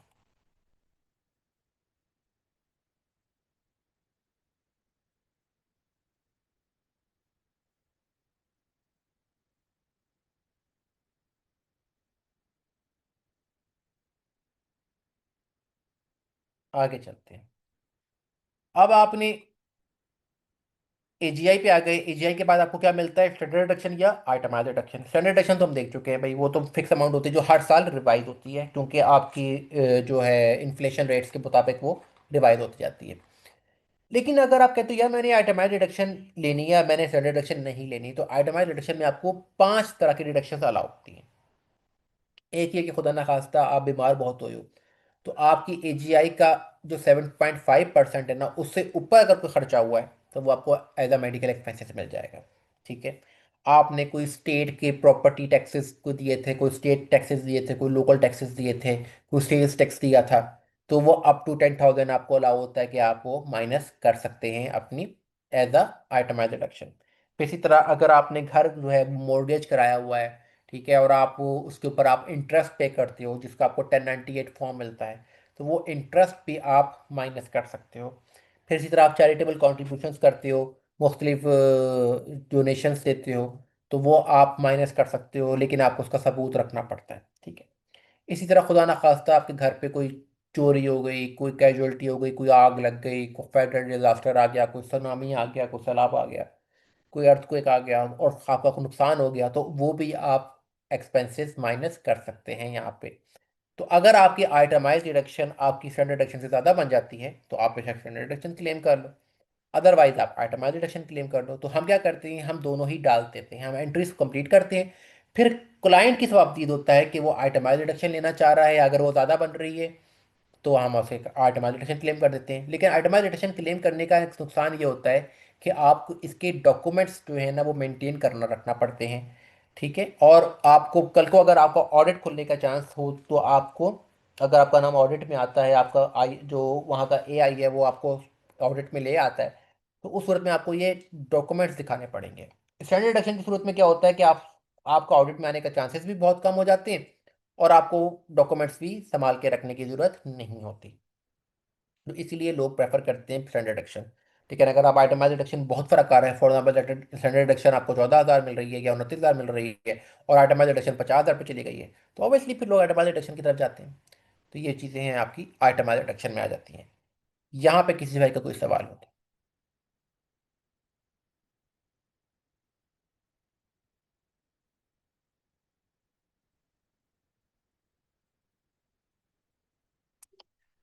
जी अब तो समझ पाए।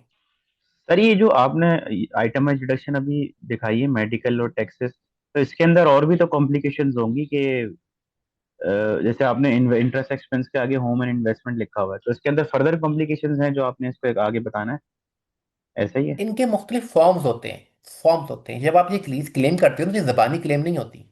अब जैसे फॉर एग्जांपल अगर आपको इंटरेस्ट एक्सपेंस क्लेम करना है होम पे, तो आपको उसका फॉर्म मिलता है जिसे आप 1098 फॉर्म कहते हैं। ये आपने गूगल करना है, आज चेक करना है कि 1098 फॉर्म कैसा होता है, ठीक है।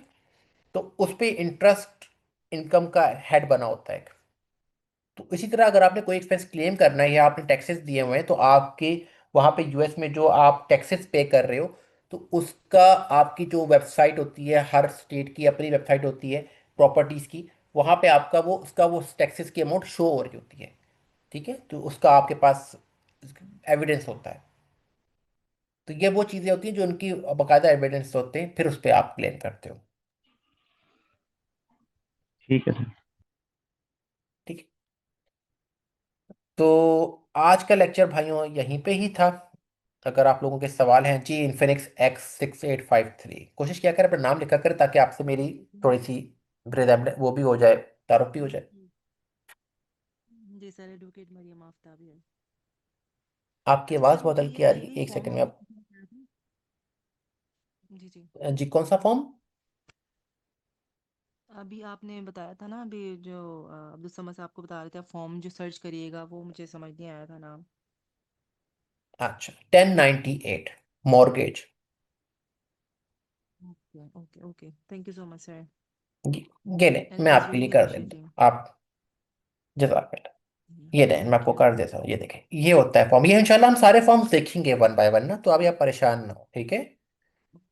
ये आपको स्क्रीन नजर आ रही है, yes sir, I can see. ठीक है। आप लोगों को कोशिश करनी है कि अपनी जो है ना रिसर्च की आदत, उसको अपनी सेकंड नेचर बना लें। कोई भी चीज़ आपने आज सुनी है देखी है ना, तो कोशिश करें कि उसको रिसर्च लाजमी करें, ठीक है। उससे क्या होगा, आपकी अंडरस्टैंडिंग जो है ना वो एक नेक्स्ट लेवल पे चली जाती है, ठीक है। अब हम फॉर एग्जांपल ये खोल लेते हैं, ये देखें, ये आपका जो है ना, ये वेबसाइट भी वैसे खुल के आ गई। ये आपका 1098 का फॉर्म होता है, ठीक है, जो कि आईआरएस को फाइल हुआ होता है। आपके जो भी आपको मॉर्गेज जिससे आपने कराया होता है, जिस भी फाइनेंशियल इंस्टीट्यूशन से आपने मॉर्गेज कराया हुआ है, वो वहाँ पे मिल रहा होता है। वहाँ पे आपका जो है इसका नाम आ रहा होता है, लेटर का, रेसिपिएंट का नाम आ रहा होता है, दोनों का एसएसएन या नंबर आ रहा होता है, एड्रेस आ रहा होता है। फिर आप देखेंगे बॉक्स नंबर 1 जो होता है, that is your mortgage interest, जो कि हम आइटमाइज डिडक्शन में क्लेम करते हैं, ठीक है। फिर इसी तरह और भी अमाउंट्स हो रही होती हैं कि कितना रह गया है, कब लिया था, कोई रिफंड तो नहीं था, कोई इंश्योरेंस प्रीमियम पे किया था। तो ये सारी चीज़ें जो है ना, ये इंशाल्लाह हम वन बाय वन सॉफ्टवेयर के अंदर एंटर करते हैं, और फिर उसके बाद जो है वो रिटर्न फाइल होती है। और फिर ये जो हम एंटर में रिटर्न करते हैं, जो भी फिगर्स हम एंटर करते हैं, वो आपका जो 1098 का आपका फॉर्म आईआरएस में बुक हुआ होता है, जो जो वहाँ पे इंफॉर्मेशन सेव हुई होती है, उसके साथ वो मैच करता है सॉफ्टवेयर आपका ना। तो अगर आपका कोई डिफरेंस आ रहा है, फॉर एग्जाम्पल आपने इंटरेस्ट एक्सपेंस लिख दिया 10,000, उधर लिखा हुआ था 1,000, तो आपको फौरन नोटिस आ जाएगा कि जी आपने ज़्यादा क्लेम किया हुआ है 9,000, तो इसके ऊपर टैक्स दो, या इसको अपनी रिटर्न को रिवाइज करो। Okay sir, thank. ठीक है जी, जिशान साहब। अस्सलाम वालेकुम। असार भाई, दो वालेकुम सर। क्वेश्चन है। एक ये कि क्लास जो है हम लोगों की ट्वाइस अ वीक है और वंस अ वीक है, और दूसरा क्वेश्चन ये ट्वाइस है a week, twice a week, twice a week, right. और 7 से 9। जो करेक्ट सर। सो जो सेकंड क्वेश्चन है वो ये है कि एस्टिमेशन की हमने आपने बात की थी कि आपको एस्टिमेशन देनी पड़ती है जब आप एक्सटेंशन फाइल कर रहे होते हो। तो बस ज़रा ये ज़रा दोबारा एक्सप्लेन कर देंगे कि ये क्यों ज़रूरी है। और फिर आपने कुछ बताया था कि यार अगर आप नहीं फाइल करोगे तो फिर कुछ मसला होगा कि अगर किसी की 5,000 बनती थी और उसने 4,000 कर लिए, ठीक है 10% का अप एंड डाउन तो समझ में आता है, बट इससे ज़्यादा के अंदर आप कह रहे थे कि हम लोग बाद में देखेंगे। क्वेश्चन वन इसके मतलब क्यों ज़रूरी है, और हम्म मतलब मेजरली यही है कि सर ये क्यों हमें एस्टिमेशन, अगर मैं मैं कह रहा बता हूँ कि मैं दूं, हूँ। देखिए जी देखिए अभी हमने मेरे आपके सामने एक रिटर्न बनाई, ठीक है, एक्सेल में, आप नजर आ रही है आपको? जी, बिल्कुल बिल्कुल क्लियर है सर। ठीक है। अब ये तो था रिफंड, यहाँ पे तो हमारा क्योंकि रिफंड आ गया था ना, तो दैट इज डिफरेंट। लेकिन फॉर एग्जांपल से जी कि मैं कहता हूँ कि यार ये 6,800, मैं इसका एक काम करता हूँ, ये लीजिए, मैं एक और अमाउंट बना देता हूँ, मैं कहता हूँ कि ये 6,800 थी, ठीक है, और अब आपकी टाइबिलिटी रहेगी कितनी, 800, ठीक है। अब से जी कि आपने विदहोल्डिंग टैक्स नहीं जमा कराया, आपने टोटल आपकी ये इनकम ही थी और यही आपका 4,800 टैक्स बनता था। तो अब क्योंकि आप अगर बिजनेस कर रहे हैं तो जाहिर सी बात है, जब आप बिजनेस करते हैं तो आप, एक अक्लमंद आदमी हमेशा अपनी बुक कीपिंग करता है, वो हवाई बिजनेस नहीं करता, ठीक है ना। वो एक अपने उसके पास कोई कोई नोट्स होते हैं कि हाँ यार मेरा इतना प्रॉफिट है, इतना लॉस है, इतना ये इतना वो है। तो उसके पास एक एस्टिमेटेड आइडिया होता है कि यार मेरी इतनी इनकम बनी है, इतनी टैक्स लायबिलिटी मेरी बन जाएगी और उस पर मैंने इतना टैक्स देना होता है। तो अगर आप एक्सटेंशन ले रहे हैं फॉर एग्जांपल से, और आपकी टैक्स लायबिलिटी 4,800 बनती है, अगर आप टैक्स फाइल करते हैं तो, और आपको नहीं पता कि यार कितनी बनती होगी, आपने क्या किया, आपने 5,007 जमा करा दिए। तो जब आप जमा करा दिया होगा तो आपका क्या होगा, आप यहाँ पे 5,000 लिखेंगे तो आपको 200 रिफंड आ जाएगा, ठीक है। लेकिन अगर आपने जमा नहीं कराए तो आपकी जो टैक्स लायबिलिटी थी ना, उसके ऊपर अलावा आपको पेनल्टी भी लग जाएगी, 5,000 के अलावा आपको पेनल्टी भी लग जाएगी, और इंटरेस्ट और पेनल्टी भी ऐड करके उसमें लगेगी, तो वो मे भी आपके 5,000 की वजह आपको 5,500 या 6,000 बन जाए। तो आपको फिर जब आप रिटर्न फाइल कर रहे होंगे तो उस टाइम आपको टैक्स ज़्यादा देना पड़ रहा होगा, क्योंकि आप में पेनल्टी और इंटरेस्ट उसमें ऐड हो चुके हैं, क्योंकि आपने 15 अप्रैल से पहले पहले वो टैक्स लाइबिलिटी को क्लियर नहीं किया था। रिटर्न आप भले ही अक्टूबर में फाइल कर रहे हैं, लेकिन अगर आपने 5,000 जमा करा दिए थे, या at least 90% of you taxable liability आपने जमा करा दी थी, तो आपको आपको फिर पेनल्टी नहीं पड़ती। लेकिन अगर आपने नहीं कराई थी तो उस वक्त में फिर आपको पड़ती। राइट। बस कंफ्यूजन इसमें असर भाई यही थी कि मतलब वाई एक्चुअली गवर्नमेंट शायद इसलिए चाहती होगी कि भाई हम लोग एटलीस्ट एक एस्टिमेट दें और जमा करवा दें, ताकि जो पैसे हैं, टाइम वैल्यू ऑफ हाँ मनी का कंसेप्ट जो लगे उधर। हाँ, बिल्कुल बिल्कुल बिल्कुल। आप पाकिस्तान में क्या करते हैं, आपका अगर आप बताएं तो आपका क्या? मैं क्या करता हूँ, मतलब विद रिगार्ड्स हाँ टू द प्रोफेशन। जी, मैं प्रोफेशन, आपका प्रोफेशन क्या है? मैं जो है वो एक बीआई डिपार्टमेंट को लीड करता हूँ। बाय प्रोफेशन जो है, क्वालिफिकेशन जो है वो है मेरी, चार्टर्ड अकाउंटेंट हूँ मैं जी। माशाल्लाह। तो फिर आपको आइडिया होगा कि पाकिस्तान में एडवांस टैक्स फाइलिंग होती है जो बिजनेसेस कर रहे होते हैं, हर असार भाई क्वार्टरली जाते हैं। मैं जो है वो सीएमए हूँ, चार्टर्ड मैनेजमेंट अकाउंटेंट हूँ, और यूके का हाँ हाँ। मैंने पढ़ा हुआ है। सो अच्छा अच्छा पाकिस्तान अच्छा के टैक्स का भी मुझे कोई आइडिया नहीं, अनफॉर्चुनेटली। अच्छा अच्छा अच्छा अच्छा थोड़ा अच्छा, बहुत ही है चले कोई बस। मसला नहीं।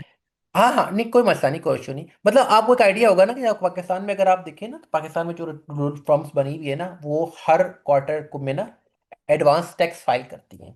वो इसीलिए फाइल किया जाता है कि यार आपकी टैक्स लायबिलिटी क्वार्टरली आपके साथ साथ जमा भी होती रहे, और आपको at the end of the year आपको एक तो बर्डन ना पड़े, और दूसरा अगर नहीं है तो आपको जो है ना वो आपकी जो टाइम वैल्यू मनी वाला जो है कि आपने कॉन्सेप्ट दिया वो भी, कि भाई साथ साथ पैसे जमा होते जाएं, साथ साथ देते जाएं, ताकि लेट करेंगे तो फिर वो इंटरेस्ट का वहाँ पे मामला आ जाता है। वो उसके ऊपर इंटरेस्ट करते हैं, वो ये कहते हैं कि भाई आपने पैसा था हुकूमत का, आपने अपने बिजनेस में लगाया है, जारी बात है, फिर आपने पैसा भी कमाया है, तो आप इसके ऊपर राइट। हमें इंटरेस्ट भी दें और पेनल्टी भी दें। Perfect perfect, very very much clear असार भाई। जजाकल्लाह, थैंक यू। जज़ाकल्लाह। और किसी भाई को कोई सवाल?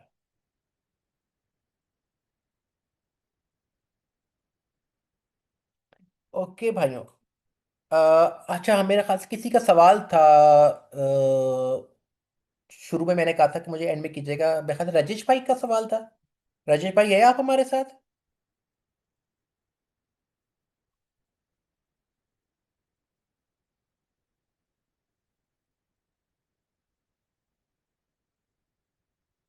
मेरा ख्याल है वो हमारे साथ नहीं है।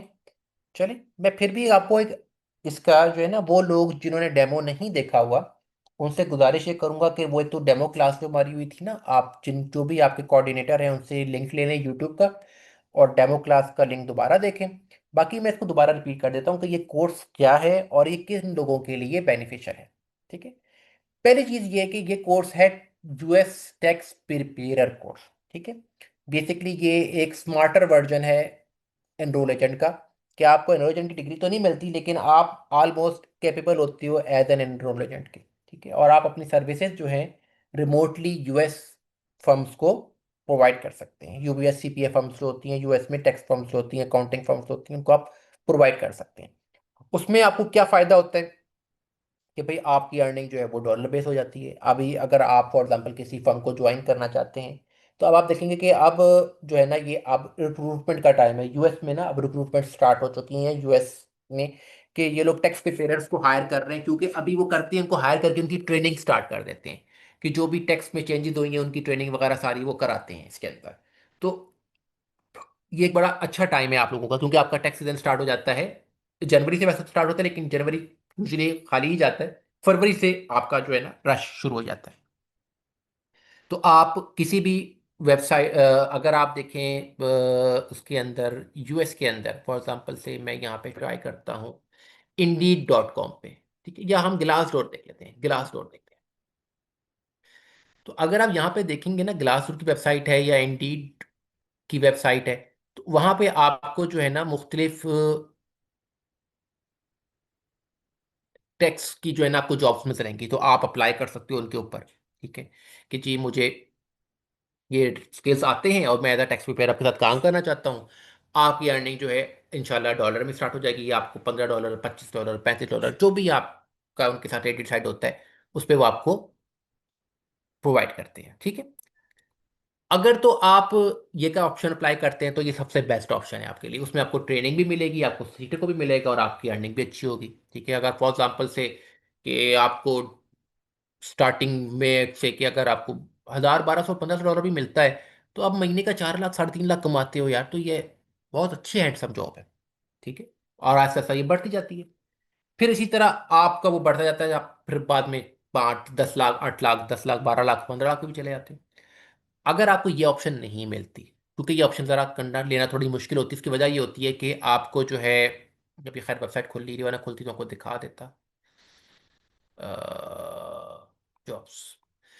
तो आप क्या करते हो, सेकंड ऑप्शन आपके पास होती है बीपीओ। ठीक है ना, बीपीओ फॉर्म्स क्या होती हैं कि क्या हुआ कि भाई एक बंदा गया यूएस, उसने यूएस में फॉर्म खोली। अब यूएस में अगर वो अकाउंटेंट्स और यूएस टैक्स प्रिपेयर्स हायर करेगा तो उसको बहुत महंगे पड़ेंगे। तो वो क्या करता है, वो आउटसोर्स करता है, वो पाकिस्तान से, इंडिया से, कि वहाँ पे ना अपनी कंपनीज खोल लेता है और वहाँ पे लोकल लोगों को एम्प्लॉय करता है और उनको सैलरी देता है। लेकिन वो उनको आम सैलरी से ज़्यादा सैलरी मिल रही होती है। फॉर एग्जांपल एक अकाउंटेंट अगर जाता है किसी कंपनी में जॉब करने के लिए, एक जीरो अकाउंटेंट है, बिल्कुल जीरो, तो उसको रखेंगे शायद 15,000 स्टाइपेंड पे। अगर थोड़ा बहुत कोई जान पहचान रखता होगा, समझदारी रखता होगा, तो शायद 50,000, 60,000 से उसकी जॉब स्टार्ट हो जाएगी। लेकिन अगर एक बंदा जिसको यूएस की टैक्स प्रिपरेशन का पता है और वो जाता है जॉब के लिए, तो उसको लाख, 1.5 लाख तो सिर्फ स्टार्टिंग मिल जाती है। ठीक है, तो आजकल का जो महंगाई के हालात हैं, तो ये एक अच्छी अमाउंट होती है। फिर इसी तरह अगर आप कहते हैं कि यार मेरे लिए तो भी जॉब करना मुश्किल नहीं है, मैं फॉर एग्जाम्पल मैं तो गवर्नमेंट पे लगा हुआ हूँ, मेरी तो अच्छी सैलरी आ रही है, लेकिन मैं एक सेकंड सोर्स ऑफ इनकम कमाना चाहता हूँ, या इस तरह की और चीज़ें उसमें आप आ जाते हो, तो उस सूरत में आप क्या कहते हो, आप कहते हो कि यार चलो मैं काम करता हूँ, मैं फ्रीलांसिंग कर लेता हूँ। ठीक है, तो उस सूरत में आप ये काम भी कर सकते हो, लेकिन आपको मैं उसमें मशवरा ये दूंगा कि आप फिर अपनी जब टैक्स रिटर्न्स आप बनाओ, तो आप एटलीस्ट स्टार्टिंग में किसी भी सीनियर से, आप बेशक मुझसे ले करवा लो, किसी भी और बंदे से, किसी फर्म से लाजमी रिव्यू ज़रूर करवा लो। ठीक है, तो वो आप काम कर सकते हो। फिर आप अगर यूएस जाना चाह रहे हो, आप कहते हो यार मैंने यूएस जाना है, मैंने अप्लाई वीज़ा अप्लाई किया हुआ है, तो आप बंदा, आम बंदा अगर यूएस जाता है तो वो क्या करता है, वो यूएस जाता है तो वो क्या करता है जी कि आपका या तो वहाँ पे जाके कोई टैक्सी चलाता है, या वेटर की जॉब कर लेता है, या कोई और जॉब्स में घुस जाता है कि भाई शुरू में तो हर खर्चे निकाल लें। तो वहाँ पे आप जाते हो तो आपके पास एक अच्छा स्किल है, क्योंकि वहाँ पे यूएस में टैक्स प्रिपेयर्स की बहुत शॉर्टेज है, वहाँ पे अकाउंटेंट्स की शॉर्टेज है। तो आपको एक अच्छा मौका मिल जाता है कि आप एक अच्छी सैलरी के ऊपर आप वहाँ पे काम कर सकते हो, एक अच्छी रिस्पेक्टेबल जॉब आप स्टार्ट कर सकते हो किसी फर्म में करके, भाई हाँ मुझे टैक्स प्रिपरेशन का काम आता है। या अगर आपका वहाँ पे सोशल नेटवर्किंग अच्छी है आप साथ साथ जो है वहाँ वहीं बैठो तो अपने, और नहीं तो कि दोस्त यारों के और रिलेटिव्स के भी अगर आप टैक्स रिटर्न करो तो आपके अच्छे खासे बन सकते हैं, क्योंकि आप पर रिटर्न 100-150 डॉलर इजाफी बचा लेते हो। तो अगर आप फॉर एग्जांपल से कल को सीखने के बाद अपना काम वहाँ पे स्टार्ट करते हो, तो अगर आप 300-400 रिटर्न जो एक नॉर्मल है वहाँ पे करना, और आप पर रिटर्न 100 डॉलर भी बचा रहे हो, तो ज़रा आप खुद हिसाब लगाओ कि अगर आप 400 डॉलर बचाते हो, 400 रिटर्न पे आप 4 लाख डॉलर बनाते हो, या 300 डॉलर पे आप 3 लाख रिटर्न, 3 लाख रुपया बना लोगे। 300 रिटर्न पर आप 3 लाख डॉलर बना लेते हो एक महीने, एक सीजन के अंदर। तो यार ये एक हेल ऑफ अमाउंट है। ठीक है, तो आप जो है वो इसमें बड़ा एंजॉय कर सकते हो, पूरा साल बैठ के खा सकते हो, तो ये बड़ा ज़बरदस्त काम है। फिर आप जो है वो रिमोट टैक्स,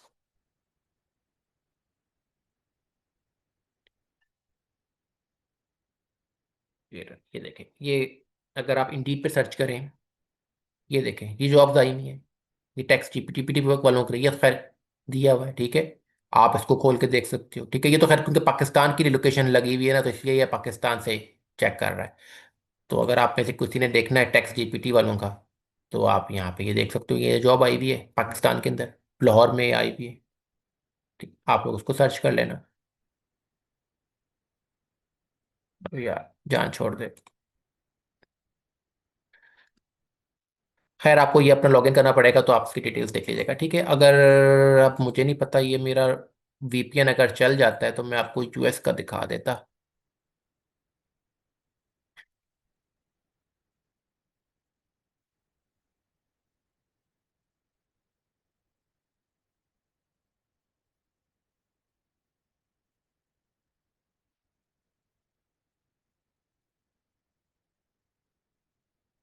नहीं, मेरा नहीं चल रहा।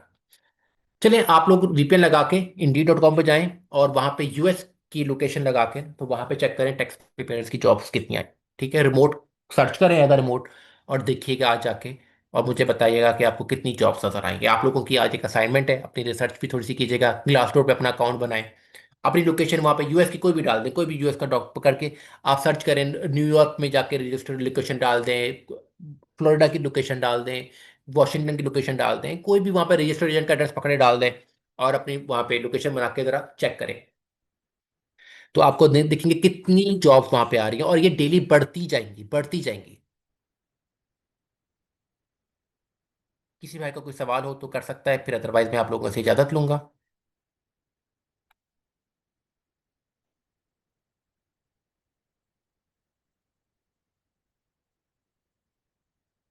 ओके भाइयों, फिर मुझे इजाज़त दीजिएगा।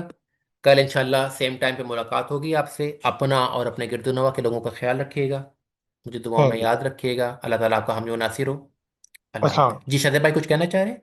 जी जी। नो नो सर, अस्सलाम वालेकुम, थैंक यू। वालेकुम वालेकुम सलाम। वालेकुम सलाम। अल्लाह हाफिज़।